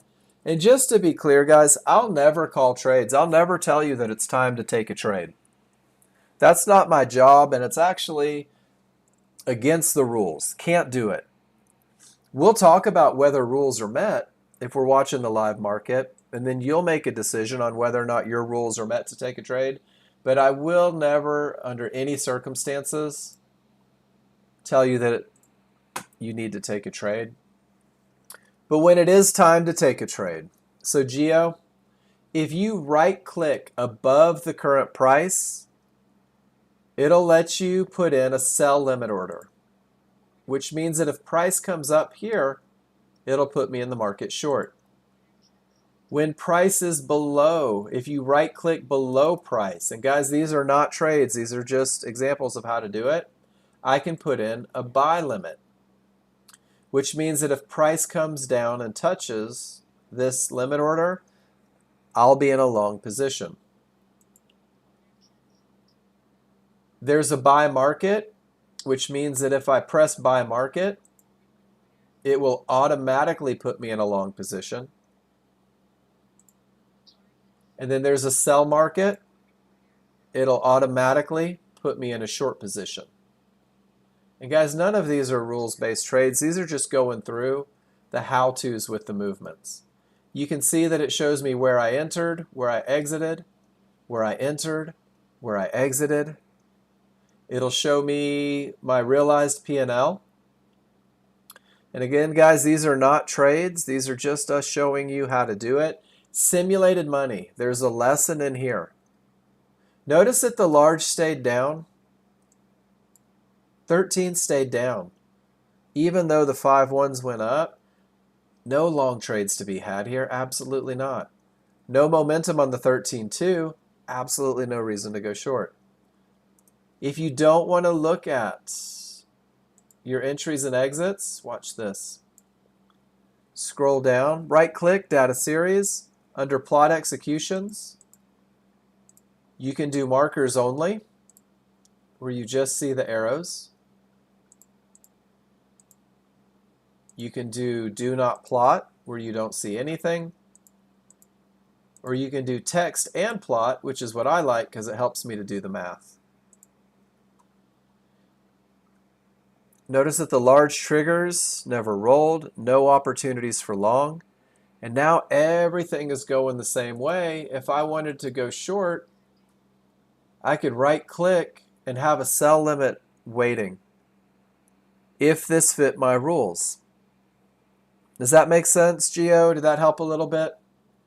I've never in my life used buy, ask, or bid, or sell, ask, or bid. I don't use the reverse button. And I'll use that close button if the conditions change. You're very welcome. Guys, this is all stuff to practice. Practice using all the different tools available. Bristaga, did you see how by reaching the termination condition, it kept us out of that immediate short? It helped us out. When we reached resistance and nothing changed, we had a good indication that things were probably going to continue down. Then the area breaks. Everything agrees. Let's just watch. Let's see if it decides to pull back to an area inside of those large triggers. Sometimes it will. Sometimes it won't. But what we have is an area of resistance that may stop the market because all the trigger lines are below it. I have an area of resistance 2 times inside of large triggers, which are aimed down. I begin to put this information together with the chart reading. If this happens, then I'll do this. Some people will check other time frames. My 21.3 has reached a divergence low perfectly without momentum.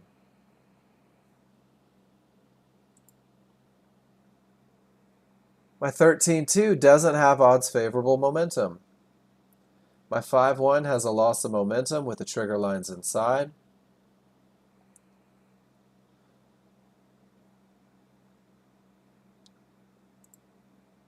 Just chart reading. Termination condition on my largest chart could potentially push it back up to 0790. Loss of momentum on my 5.1, that mid-band resistance. My smaller, faster chart, the triggers are split, the smalls are inside. Using one chart to assess the next chart, to assess the next chart. That loss of momentum on the 13.2, not odds favorable. Rule number 1 not met. Give me a Y if you're with me on that. Without the advantage of momentum,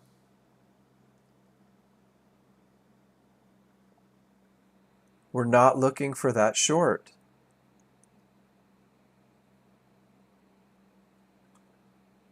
I don't have one because my rules aren't met.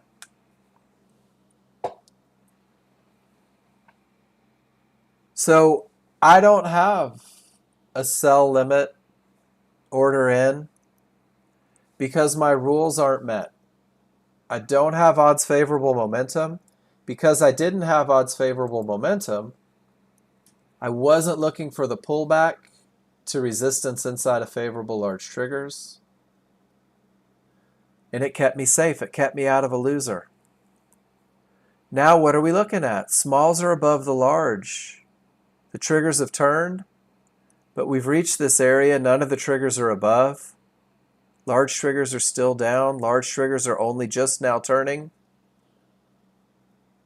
It's too soon for a long, and we're too far gone for a short. 90% of what we do is going to be sitting on our hands, waiting for the absolute best of the best. You adrenaline junkies hate it.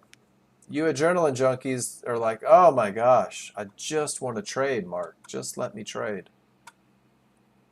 But in the very beginning, we're going to create these rules that define an advantage. We're going to create and embrace these rules.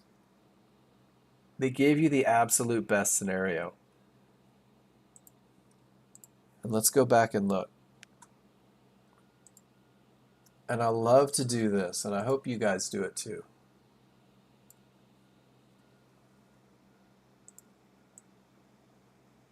That was our trigger look.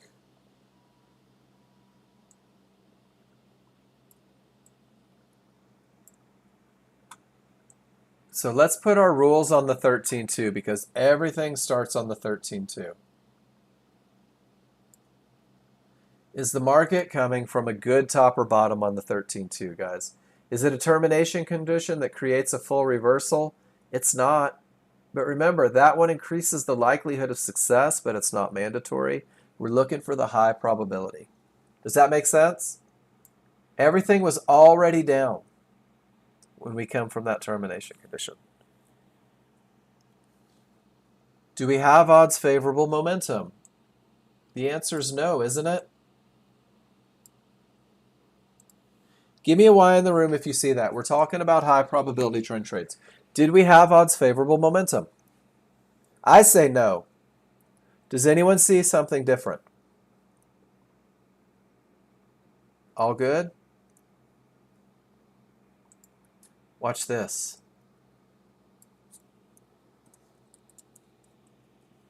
How easy is that? If all you're looking for is the high probability trend trade, if you check no, it's no trade. What did our rules do for us here? Kept us out of a loser, didn't they?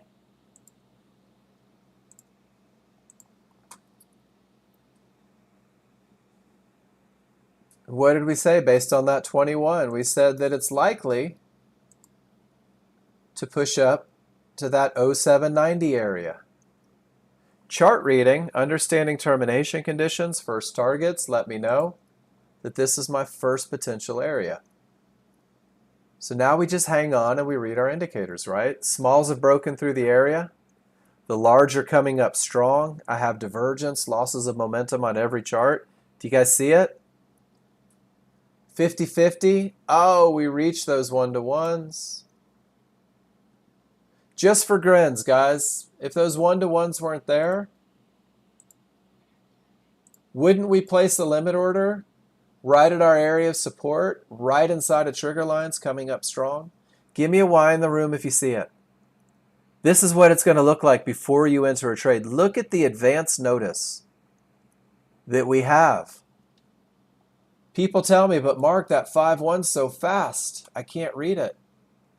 But your rules are met on the 13-2, and once they're met on the 13-2, you've got nothing but time. Let's see if these smalls break through. Smalls are through. Do we have odds favorable momentum? Do I have an area of support inside of favorable large triggers? What if divergence prints? Maybe it's not my trade anymore, because now I have a loss of momentum on an area that has the potential to break but hasn't. Everybody's going to have a different rule here, guys. You're going to determine what's comfortable for you. Should we take it anyway? Guys, this is a simulator. Let's take a simulated long trade with odds favorable momentum on a 50-50 with divergence. I'm not. We're on the S&P right now, Gio.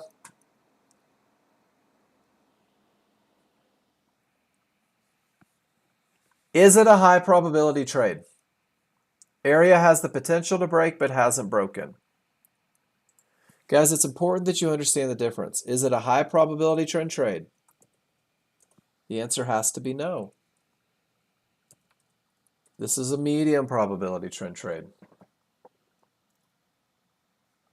Still 50-50, right? And look at what's happening. Price has reached that exact same area. And look at the reaction the market had. All we're witnessing is a fight right now. It's a 50-50 with divergence, right, Gary? What if this divergence prints? Then we're a 50-50 with two divergence. Rules are met for a 50-50. Ed, that's your safe word.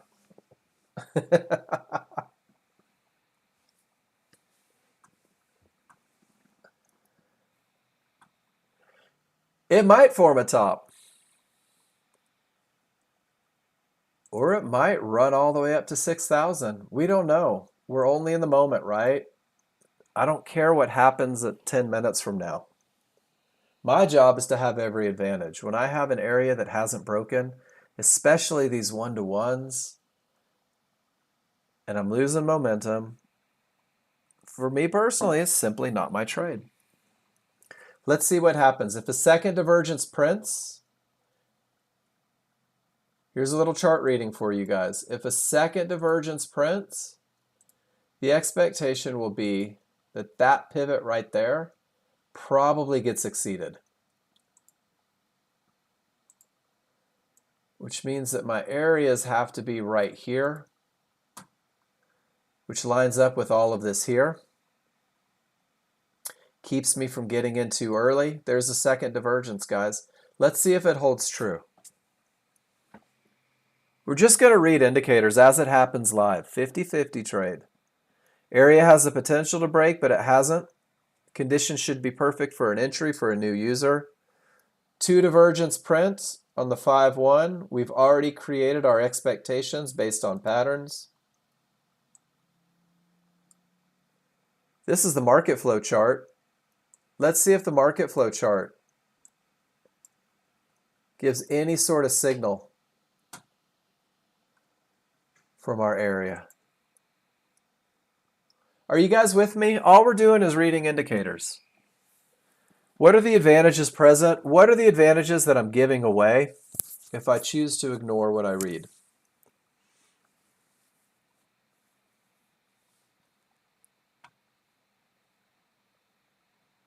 Absolutely, Claire, I'd love to. What's the MT, the medium probability trade?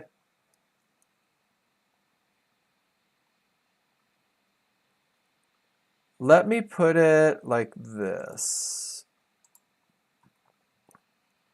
I'm going to put the example plan in for you, Claire. And I'll show you why.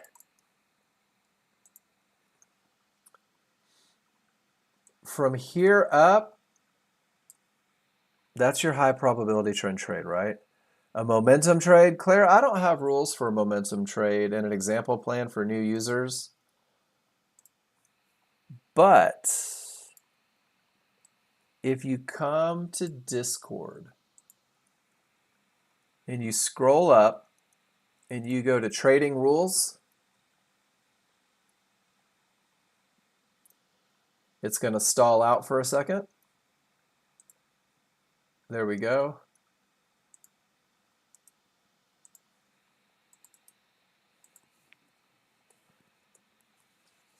So I'm going to give you a fish, I'm going to teach you to fish.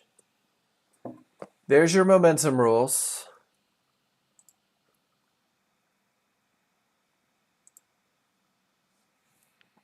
And here's a great picture of it. And momentum trades tend to be a little advanced for the beginners class. But that is some great stuff right there. There's the HVA rules. There's your trend trade rules. And guys, this is pretty cool. Here's a copy of John Novak's plan.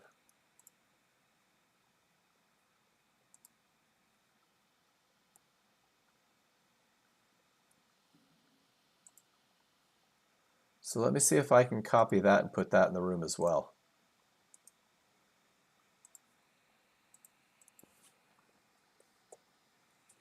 There you go, Claire. And then if you want, at any time as you practice these rules, post it in the room. I know the rules. I typically don't teach momentum.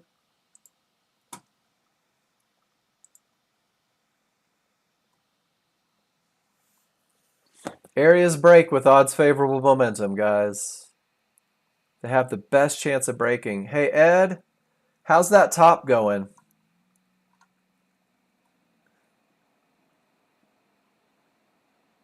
You're welcome, Claire.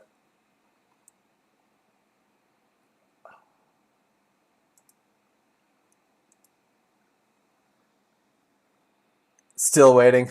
And this is, guys, this is the plan that has been around forever. Define your termination condition to be true. Triggers roll from the high. That high volume area trade is your first trade. Use your market flow entry at pullback. If you don't have market flow yet, you will use it eventually. From that high, if you get odds favorable momentum and no termination conditions, trade your pullback. And do that. Repeat until you get to the next area. And then termination condition defined becomes true.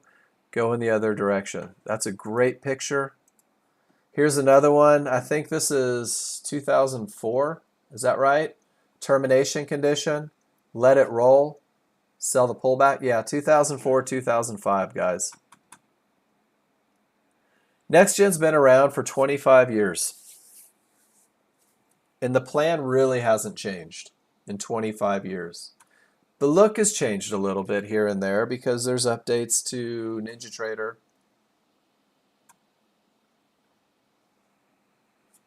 But the plan is the same. The key Fibonacci areas are the key Fibonacci areas. The momentum indicators are going to give you the advantage of knowing when they should hold or break.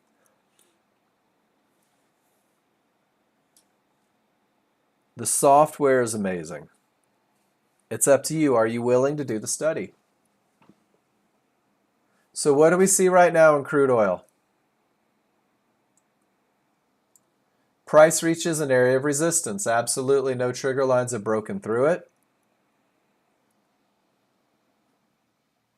You had an area of support inside of favorable large triggers. If you chose to take it with the momentum,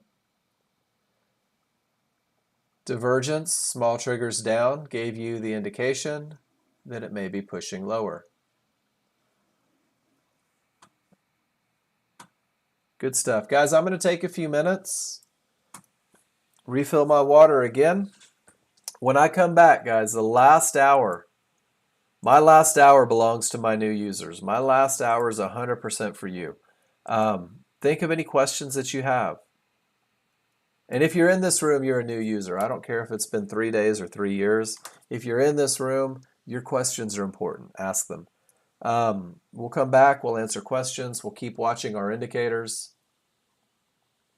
Keep formulating that plan, recognizing advantages. I'll be back in just a few.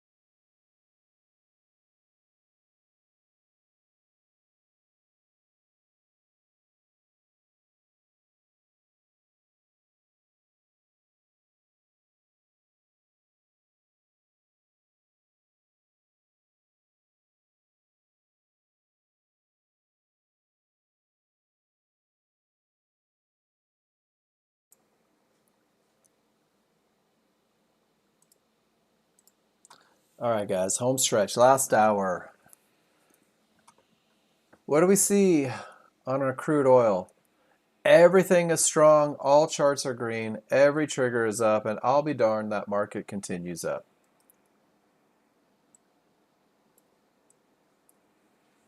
Anything can happen triggers.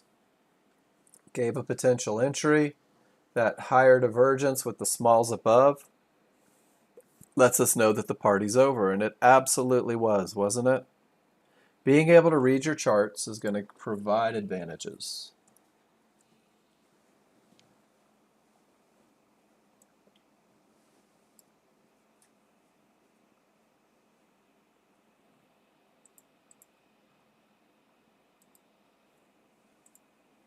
All right, guys, I'm going to pull up Discord. If there's no pictures,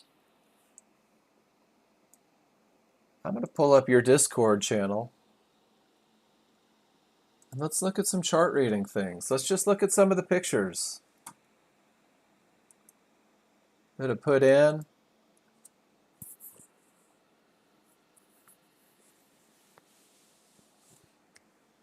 After a reason to get out, like lower divergence on the 5-1 at a pivot stop out at a 13-2, it's best to wait for the small triggers to roll up for continuation longs. Big fan of this look, guys. Has anyone said, I'm going to go long? You get in and it looks good, but your indicators tell you that you have to get out. And you're like, well, it's probably going to go from here. And you try it again and it doesn't work. And you take the same trade 2 or 3 times. This picture is your patience piece. This is right there in the chart reading. Guys, this picture reminds you that if you take a high probability trend trade, if you take a medium probability trend trade, if it doesn't work, wait for your advantage to come back. Small triggers rolling on the 5-1 is the first indication that things may be turning around. But you must have great reasons on your largest chart to look for a trend trade that didn't work. That's a great picture.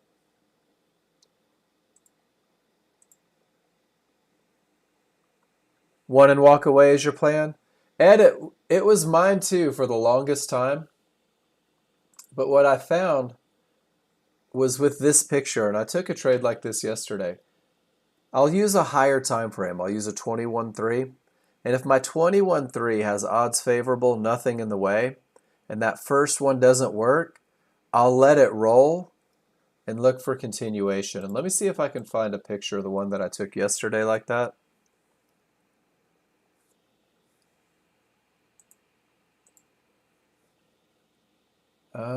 Let's see.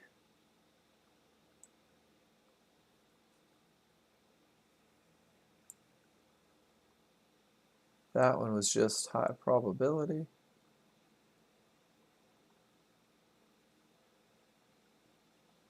I take a lot of pictures, guys. I hope you do too. So, Ed, this is how my first high probability trend trade didn't work over here. There was a 50-50, no divergence. Didn't work. The market comes down. I let the small triggers roll. Notice that the 13-2 remained up, and I look for that pullback for continuation. This is a great look, and this all had the 21-3 saying that we were going up to that next area, and we sure did. We went right up to it.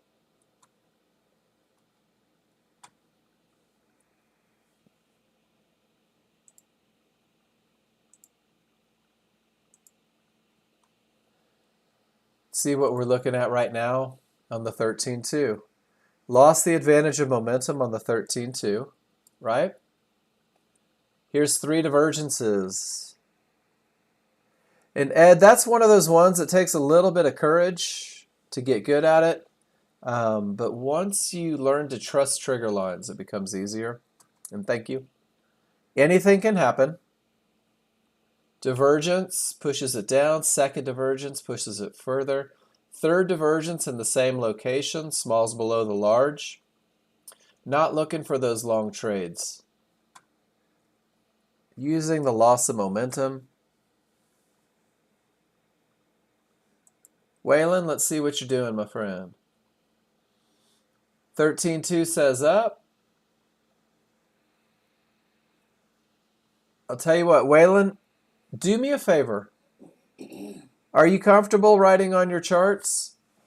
Can you tell me what your rules are for this trade? I see on the 13.2 you have odds favorable momentum. On the 13.2 it's what we call a 50-50 trade. You have momentum, you're beginning to break the areas. I see a pullback directly to 56.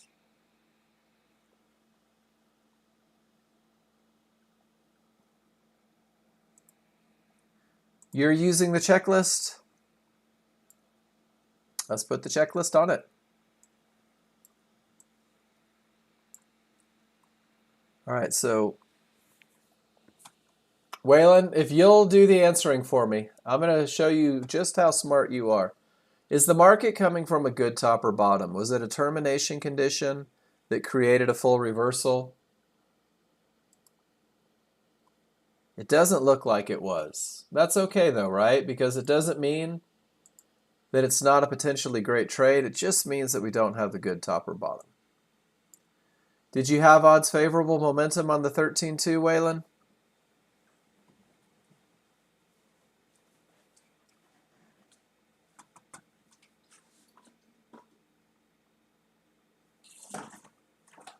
Are you with me?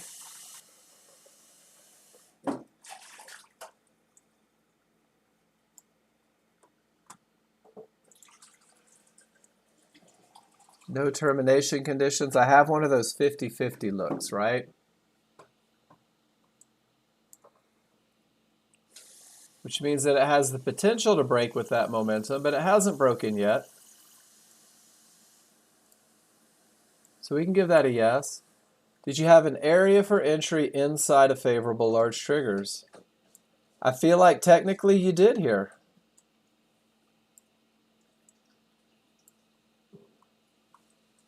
So Waylon, rather than 74.65,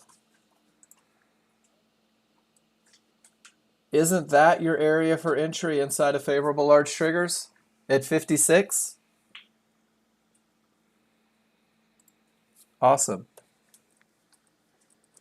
So that's 9 ticks. Or on this micro crude, that's $9. That's $9 of increased risk. And that's $9 less potential. What was your exit condition? Why did you get out when everything was going up? Do you have a 6-tick goal per contract? Which is okay. Remember, everybody's going to do their own thing.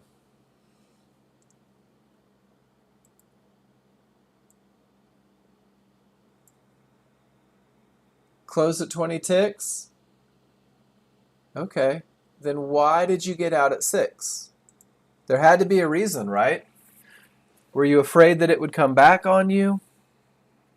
Were you worried that it wouldn't go to the target? Okay. So here's where, and I like it. I like the honesty, Waylon. Thank you so much.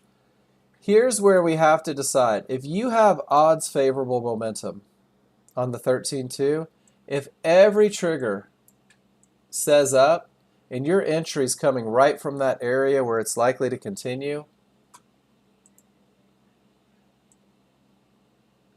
if you're taking it from the best of the best area, and Waylon, you're going to love this. If you had gotten in, whoops, at 56,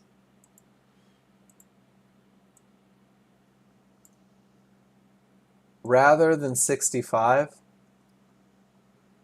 Waylon, this market was 3 ticks from $20 per contract. Okay. Was it cautious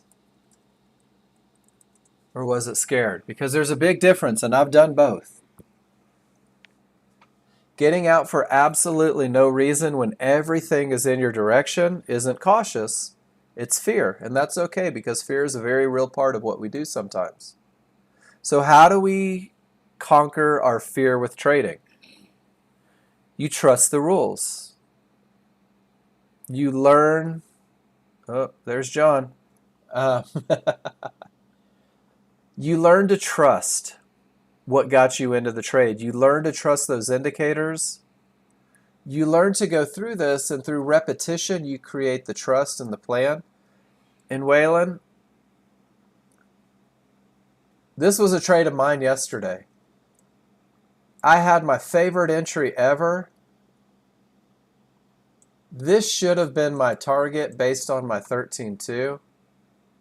And I arbitrarily locked 8 points and cost myself $150. This wasn't caution. This was the fear of giving it back. And some trades I have it and some trades I don't. But when I was up over 8 points, I thought, you know what? I'm going to take at least 8 points on that contract. But if you go through and you study and you practice and you go over and over, Waylon, you'll begin to trust the best entries. Just the difference in the entries is 14 ticks. And then you have less distance to go to hit your goal, which helps alleviate a lot of that fear. Does that make sense? And the best part is when this starts to go in the direction, if you took the best entry, you're only risking maybe 2 ticks. So rule number 3 makes it easier to get to that target that you have. It's a great trade. You had everything in favor. Now we're just going to go ahead and get a little more bold, a little more practice. And it's okay to go back to simulator for a little bit and learn to manage these trades. Because there's definitely a mental adjustment when you go to live money. All right, I'm going to read this. I actually want to save this too, because I always look for this and I can never find it. And I'll give you guys a copy.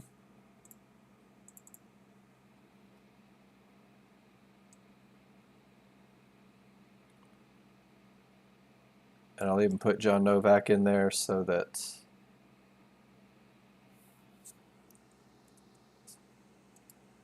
let's see if it'll let me paste, copy and paste. Nope, it won't let me copy paste from here. That's okay. So guys, if you follow your rules on every trade based on perfect looks of your indicators, and you've proven over time and through hundreds of study reps that your looks win, you're confident. When you take or manage a trade, it should be solely based on the look of your indicators or your rules with the highest probability of winning, and manage the trade properly based on the look of your indicators only. If there's zero room for opinion, just the rules and the look. You should not feel hesitant, scared, afraid, worried, fearful, anxious, nervous, frustrated, chicken, aggressive, cautious. Guys, these are words that have all come up in class, people saying that they felt this way. You shouldn't be uncertain or mad or sad or impatient or bored or have issues or not confident, unwise, suckered, emotionally attached, confused, getting thrown off. The feelings are your body's defense system telling you that you don't have a trade that you believe in, that you haven't studied your trade enough, and that you shouldn't be doing this trade. And if you feel this way during a live setup, take a picture of it, add it to your study, to your spreadsheet. Ask yourself why you felt that way. And what did the indicators say?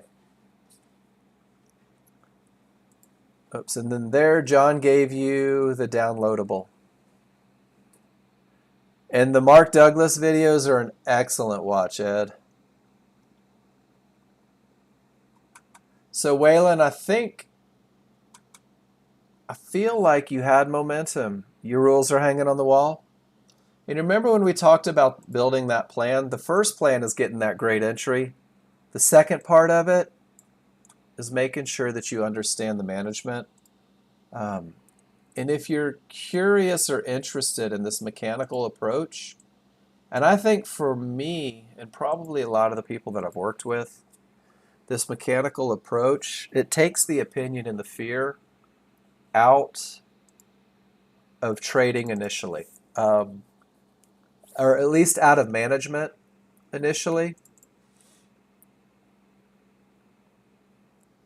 And I'm going to open the pictures real quick. Actually, you know what? I'm going to give you guys the pictures because finding your entries becomes pretty easy. Knowing what to do with it once you have them is where a lot of people begin to work. So here's 4 pictures, and they're labeled Management 1, Management 2, Management 3, Management 4. And let's walk through the management side because I think that this is an important part of what we do, guys. Steal these pictures if you want. And I've put it down at the bottom as well. I will trade 2 contracts. My initial stop will be adjusted below or above the window of opportunity initially.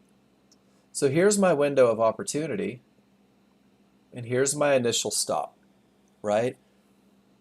No opinion, nothing. This is the best. This is what I'm looking for. My rules are met 100%. My first target's at 100. My second target's at 200. And I do nothing with the trade. Either my stop is hit, or I get this reversal bar in the direction of the trade. My new stop, 2 ticks above the reversal bar. So Waylon and everybody else, this is a great indication. If you wait for the pullback, you get in at the best of the best, look at how much your risk is reduced from your entry price. First targets are still in place. They haven't been moved. There's no emotion. And now there's nothing to do. I'm either stopped out or my first target gets hit. I will take profits on my first contract at 100 and move my stop to break even. First target gets hit, stop is at break even, and I won't move my stop again. My hands are off the mouse. They're in my lap, and I just rolled my chair 6 feet back from my monitor. And I'm either going to hit my second target or I'm stopped out for break even. Those are my only options. And then my second target will be 100. And it either gets hit or it doesn't. So if you're brand new and you're working through the management side of things, this mechanical approach helps remove that fear. S&P without that momentum, no clear advantage on the 5-1. It keeps you from getting chewed up when the advantages are gone. And here's a great trigger read. Everything is up with odds favorable momentum and the market continues up. Small trigger lines break inside of the large. You can see it on a smaller, faster chart. The market begins to go sideways. No shorts to be had, but we're not really looking for longs anymore. Now those small trigger lines have gotten to the wrong side of the large. Now the large are beginning to pinch. They're beginning to roll. We're definitely not looking for longs, but we're no longer looking for shorts. There's a best lick that provides an advantage. There's a medium probability where everything has to be perfect. And there's an advantage lost. We get to that sit on your hands stage. Whoops. I'm going to pull up my control center. I want to show you guys this too. We did some silly stuff in here in order to teach you how to use buys and sells and limit orders. If you go to options and simulator, guys, you can reset your simulator. You can get rid of that big negative number. Make sure you take pictures. Click OK. It'll clear out the history. It'll reset your account. You're back to 0. And you're all good.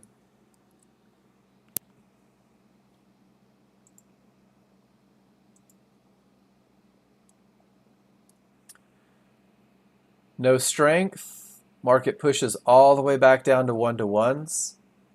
Price pulls back to those large triggers as they roll. And now the market's going down. Odds favorable into a termination condition. The buyers try to push, the sellers push right back to that key area. No trades to be had because rule number 2 isn't met, but we can identify this right in the moment. And if we're always going through the process, do I have odds favorable? Absolutely I do. Rule number 1 is met. Do I have no termination conditions? Guys, I have to truthfully answer no. I've reached a termination condition. I'm not looking for a short trade. And look how that fib holds directly to the tick. 2 losses of momentum, right at Fibonacci support, where absolutely no trigger lines have broken through. My ability to read my indicators lets me know when I've given away the advantage of a clear path. And once again, my rules keep me safe.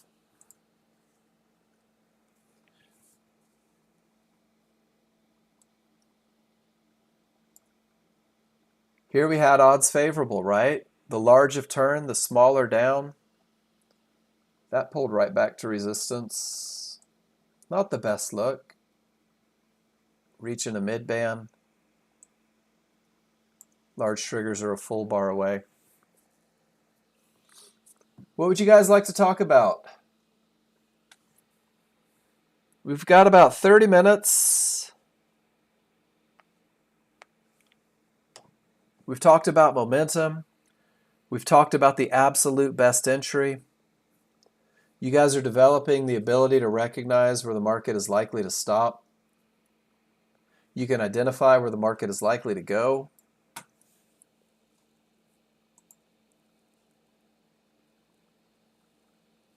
Absolutely, Waylon.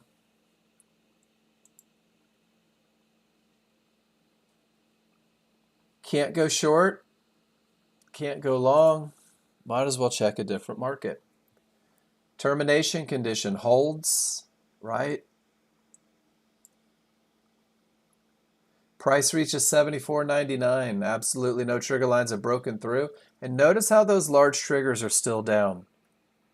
Notice how the small triggers remain below the large triggers. Not looking for long trades just yet. Ed, I'd need about 6 more cups of coffee to do that. So we break into that if-then scenario again. If the market continues down, breaks through areas, gives me odds favorable momentum, I'll look for a short trade. If my trigger lines roll, we'll look for opportunities to continue up.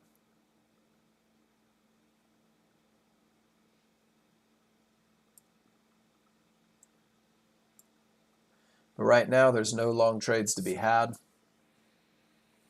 And there's just no short trades yet. Not for my new users.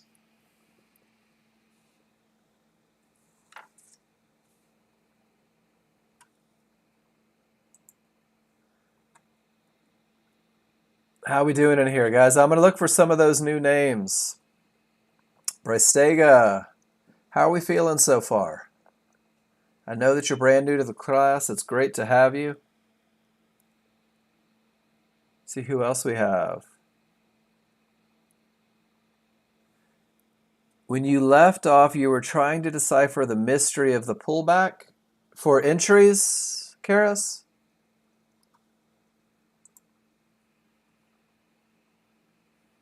A couple Mountain Dews.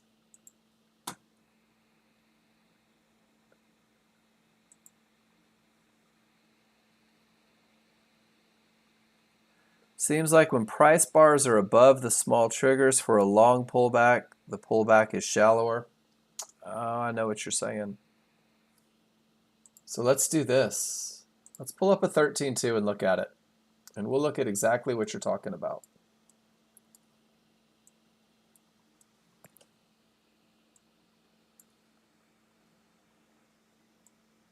Here's one where the price bars have gone from the outside, 1103. Yep, that's the one right there.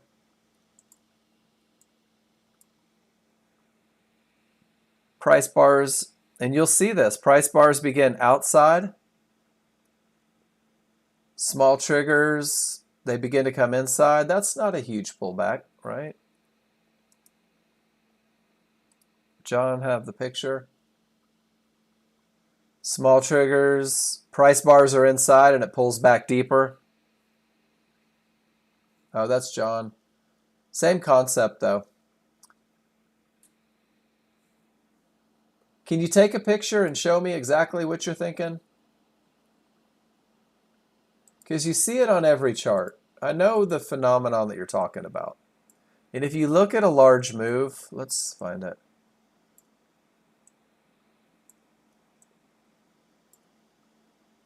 Price starts beyond,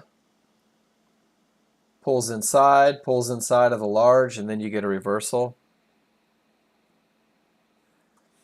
Doesn't care about the mid-band, to be honest with you. Price is outside, it pulls inside. There's your pullback right to the large triggers. You can use, let me see if I have a picture. John gave us a picture of that once.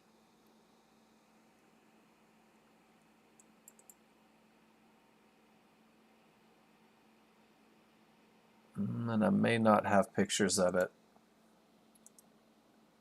Let's go 2 triggers real quick, and we'll just study where the price bars are in relation to the trigger lines.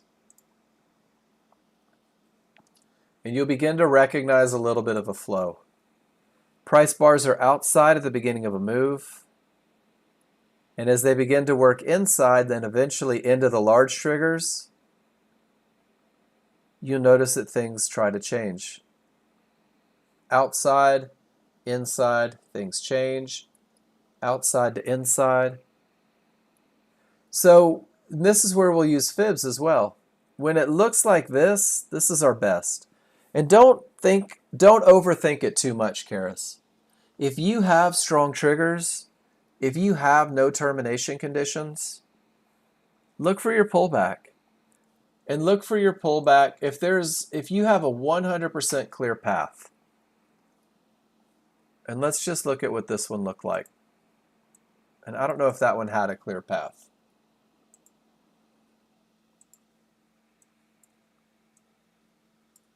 So here we go right here.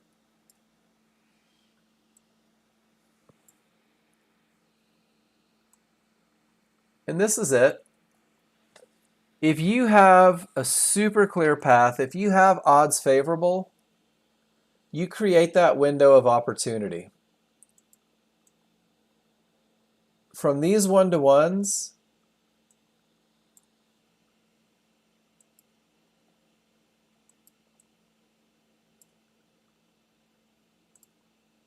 it's from these 1-to-1s to that midband. Like 1056, where the triggers roll and bars above but below the midband. Karis, it's so much easier if you take a picture and show me exactly what you're talking about, but let's use this real quick and let's address the first one. The picture on the 13-2. When we took this picture, no worries. I just want to make sure that I answer it correctly. How do you feel about those triggers? Crazy strong, right? Let's try and make it as basic as we can. With triggers this strong, doesn't it make sense that on the smaller, faster chart,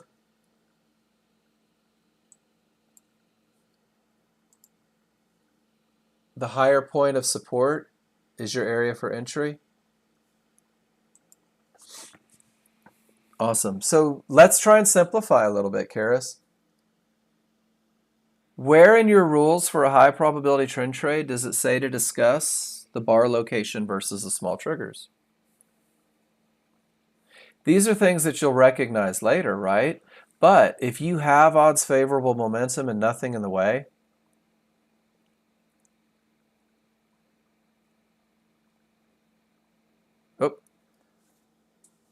focus on the best of the best. You have strong triggers, you have strong triggers. You have no termination conditions. All you're looking for is that pullback. Because of this momentum, the top of the range becomes your best. Now conversely, let's say that we have this look on the triggers, and all we're looking at is whether we have strong triggers or weaker triggers. let's see what it looks like when we get up here with those weaker triggers. Look at the distance of the pullback. This is the one that I would be looking at. Strong triggers, not the deepest pullback, typically right to the high end of that window. Weaker triggers, anticipate a higher pullback. Does that make sense?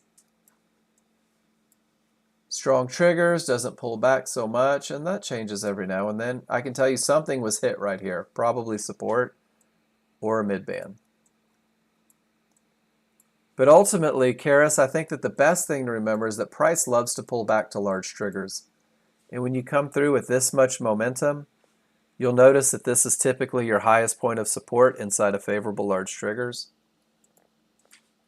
One of the hardest things for new users to do is keep it simple.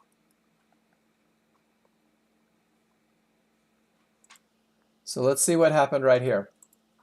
Strong triggers, very short pullback. What did it look like on the 5-1? Barely pulled back. That second divergence got us right to the midband, didn't it? Super strong, shallow pullback. So focus on where your smalls are in relationship to your large. Does that make sense? And am I remembering right? You're an engineer, right?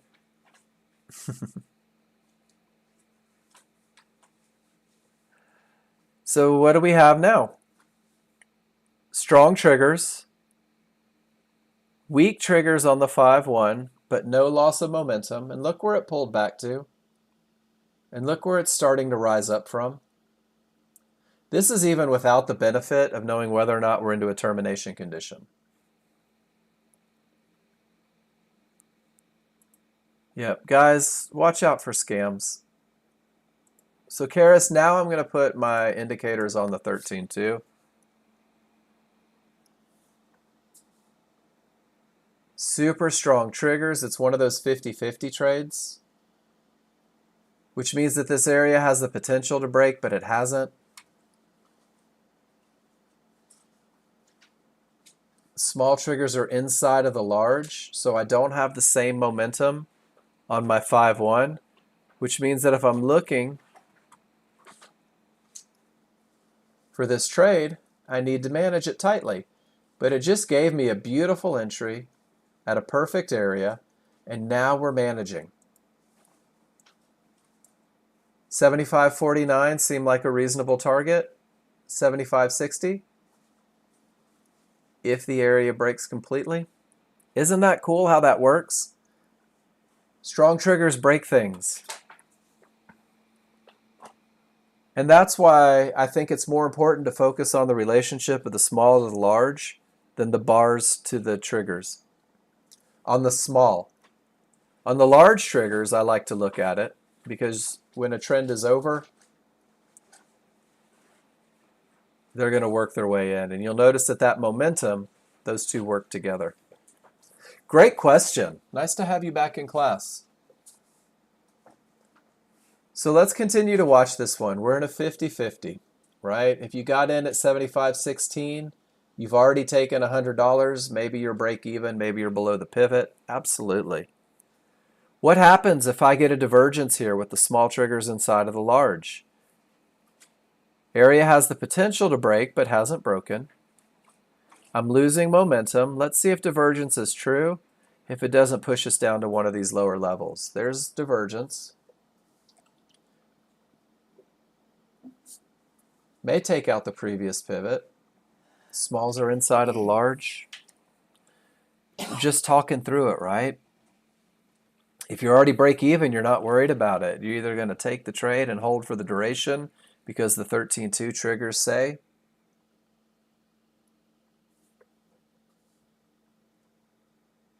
Remember that the 13-2 leads the way.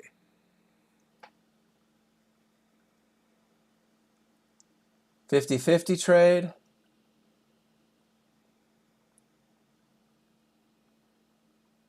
Because of the 21-3 termination condition, using a larger chart, this is a 21-3. says a termination condition. Notice that the large triggers remain up. There's not enough momentum to believe that this area is going to smash. Gives you an opportunity to maybe avoid that trade. So let's see on our ES, or crude right now, what's the 21 say there?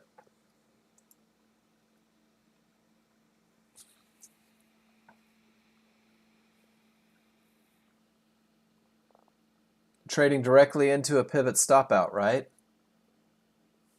So we know that 26, 27 is our area to break. Smalls are still below the large.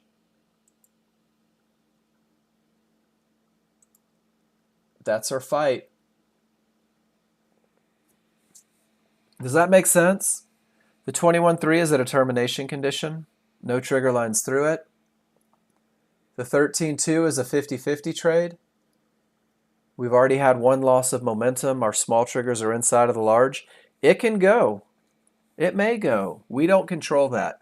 The only thing that you're in control of is whether or not your rules are met, whether those advantages are present to give you the best chance of success.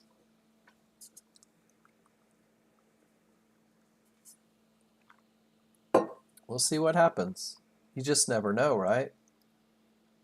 You either have advantages or you don't.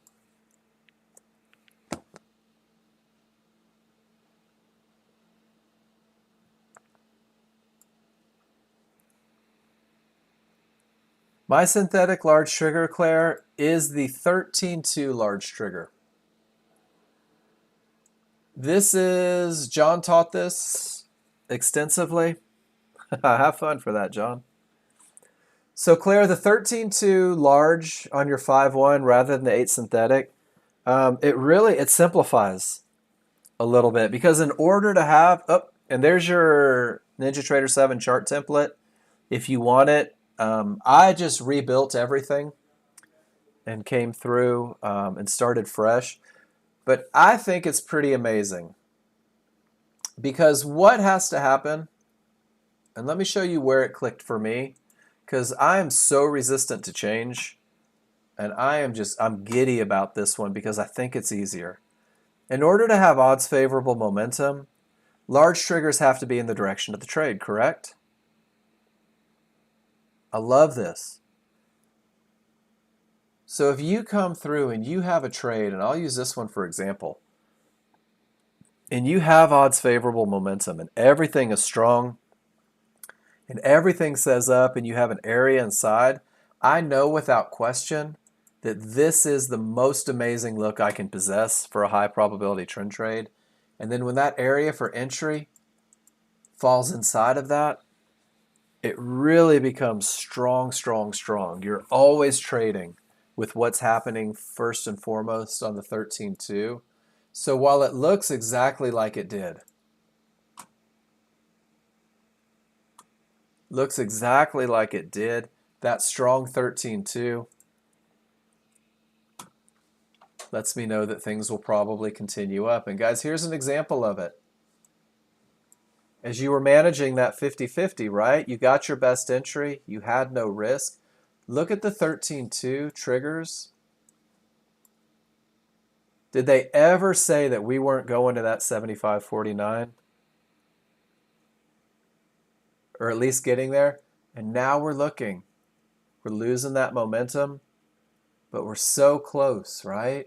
Everything's pointing up. 13.2 triggers, 5-1 large triggers, 5-1 small triggers, 13.2. Am I the only one that this just gives warm fuzzies to as you go in to manage a trade? I have got a million tons of force behind this trade to the upside.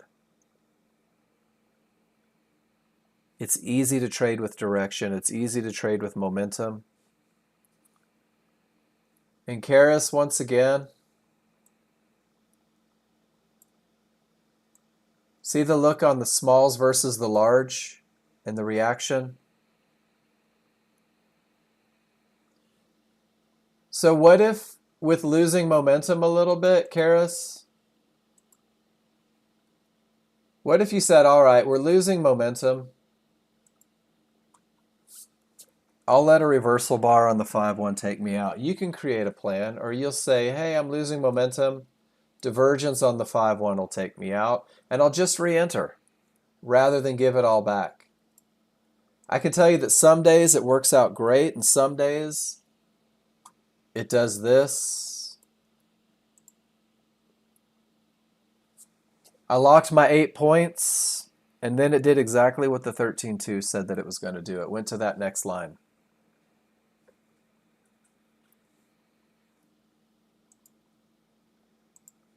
But my goal is to make money.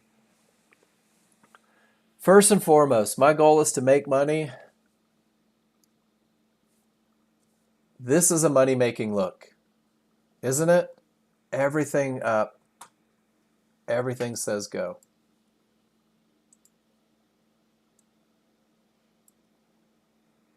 You don't have to be first, but your small chart will give you an indication that things are changing.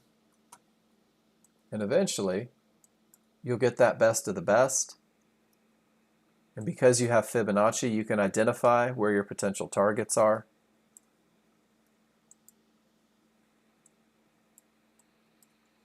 Did anybody get that long? Is anybody going to show me a picture of that one? Show me how you managed it.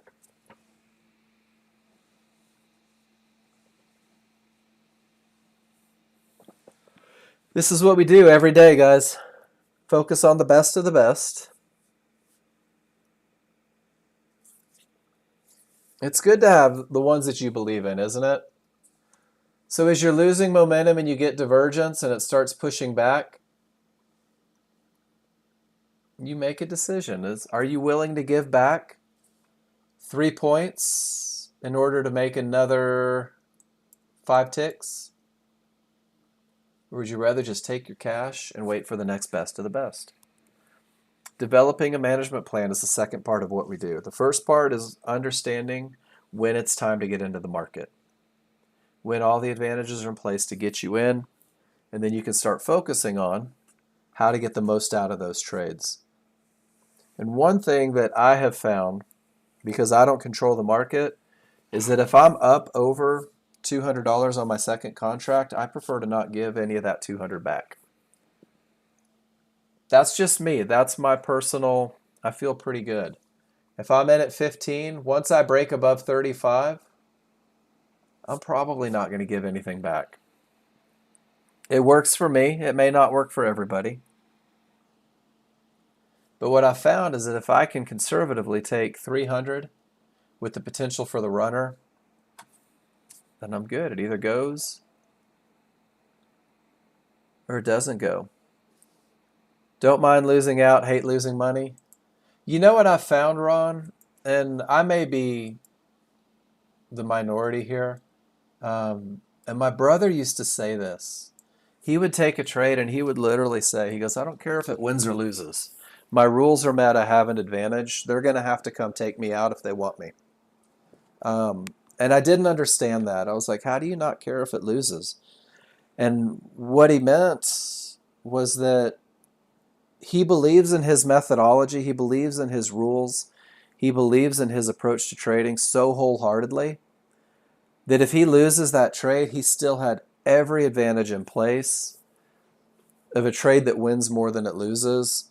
And he realizes that, guys, every now and then, not winning a trade is a cost of doing business.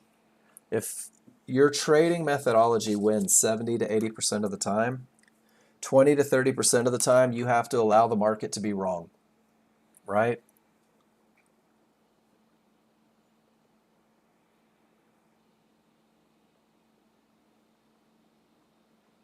So who was holding on for 79? Yeah, absolutely, Rod. 100%. 100%. Termination condition, right?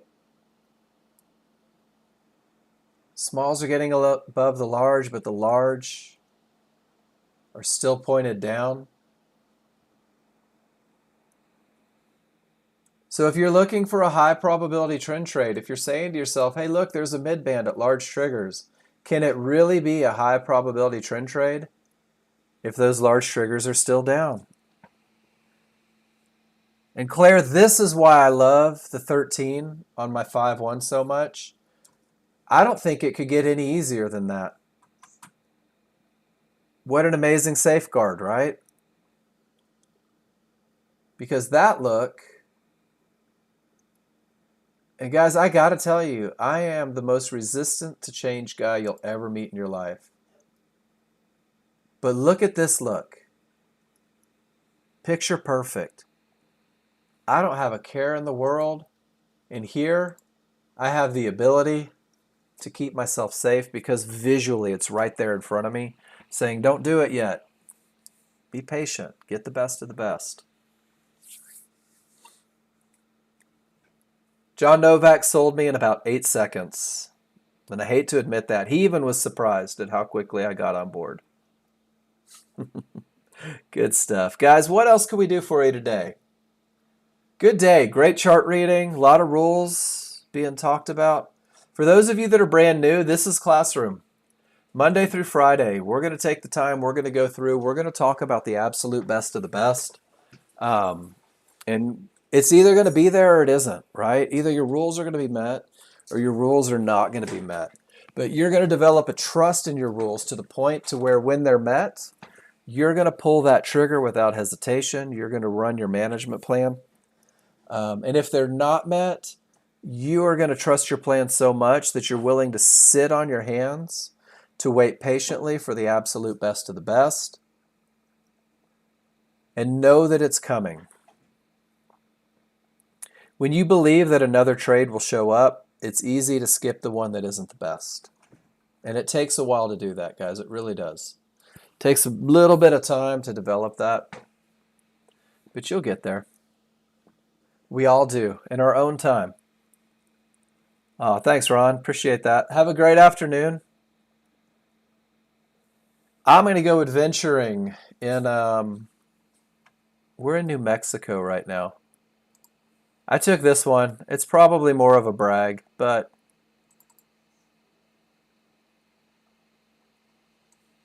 if you've never done Big Bend National Park,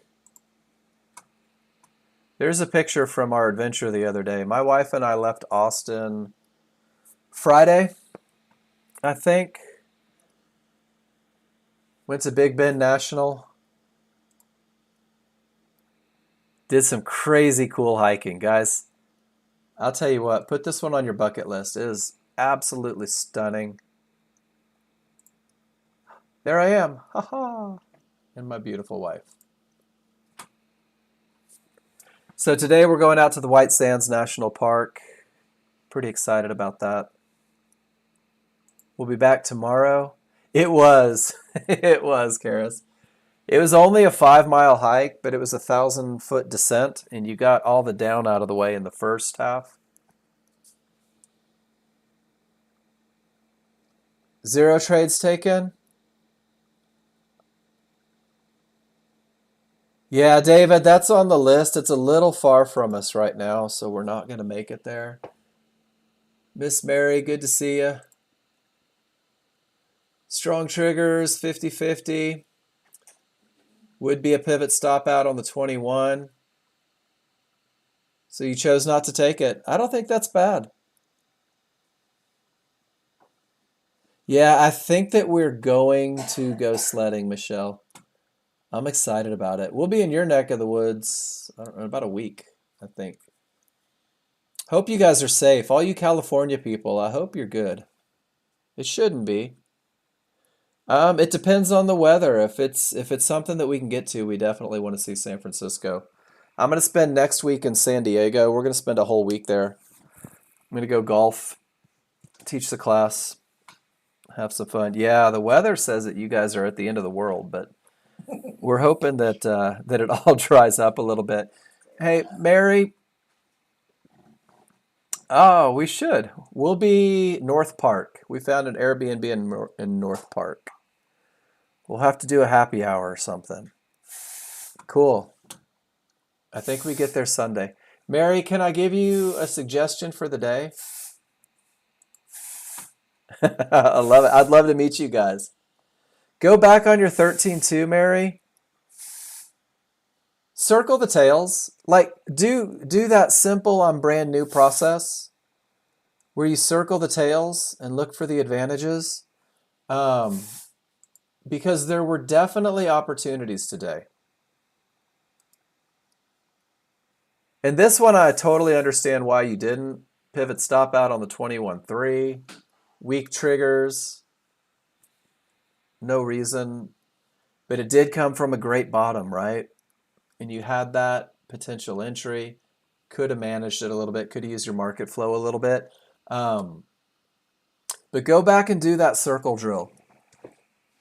And guys, I think that it's such a great thing. It's not enough just to be in that moment. You've got to do that study. You've got to go back and you have to say, all right, there was a potential trade right here, and there was a potential trade right here, and what did my conditions look like? You know, was I in a position? Well, I got a pullback. I got one divergence, and it pulls right back to that higher area. Maybe this is an opportunity, maybe not with divergence. But go back and check those and look and make sure that you didn't miss anything. Or do a little market replay on the day and make sure you didn't miss anything. But now we've got a great bottom, right? Support held. Triggers are rolling. Odds favorable momentum. Large triggers are starting to roll. So maybe there's still some opportunities in there. I'm going to call it a day, but if you scroll back and take a look, Mary, and the second half of that is I know that the 21 was a potential termination condition. That was crude oil, right? So as we pulled back into that 21, it's not your best look, right? So if you don't take this trade, there can't be remorse. Not the best look into a termination condition and a 50-50 and weak triggers. Some people take it, some people don't. I probably would have skipped this trade as well because I have a pretty conservative plan. And on a 50-50 for me, my small triggers have to be outside of my large. So I don't think that you did anything wrong with that one. And I want to celebrate the other side of that. No rules, no trades. That's a difficult thing to do. So good job on that. Celebrate that. Tomorrow's another day. This afternoon's another time. Guys, I'm going to go play in some white sand and see if I can have a little bit of fun. I'll see you in the morning. You guys be good. Thank you for being here. It's so nice to be back at the driver's seat. I'll be back tomorrow. We're going to do it again and again and again. New users, you will get to where you want to be. Start posting those pictures. If you're brand new, start posting pictures. Start asking questions. I guarantee you the people that get to where they want to be are the people that post the most.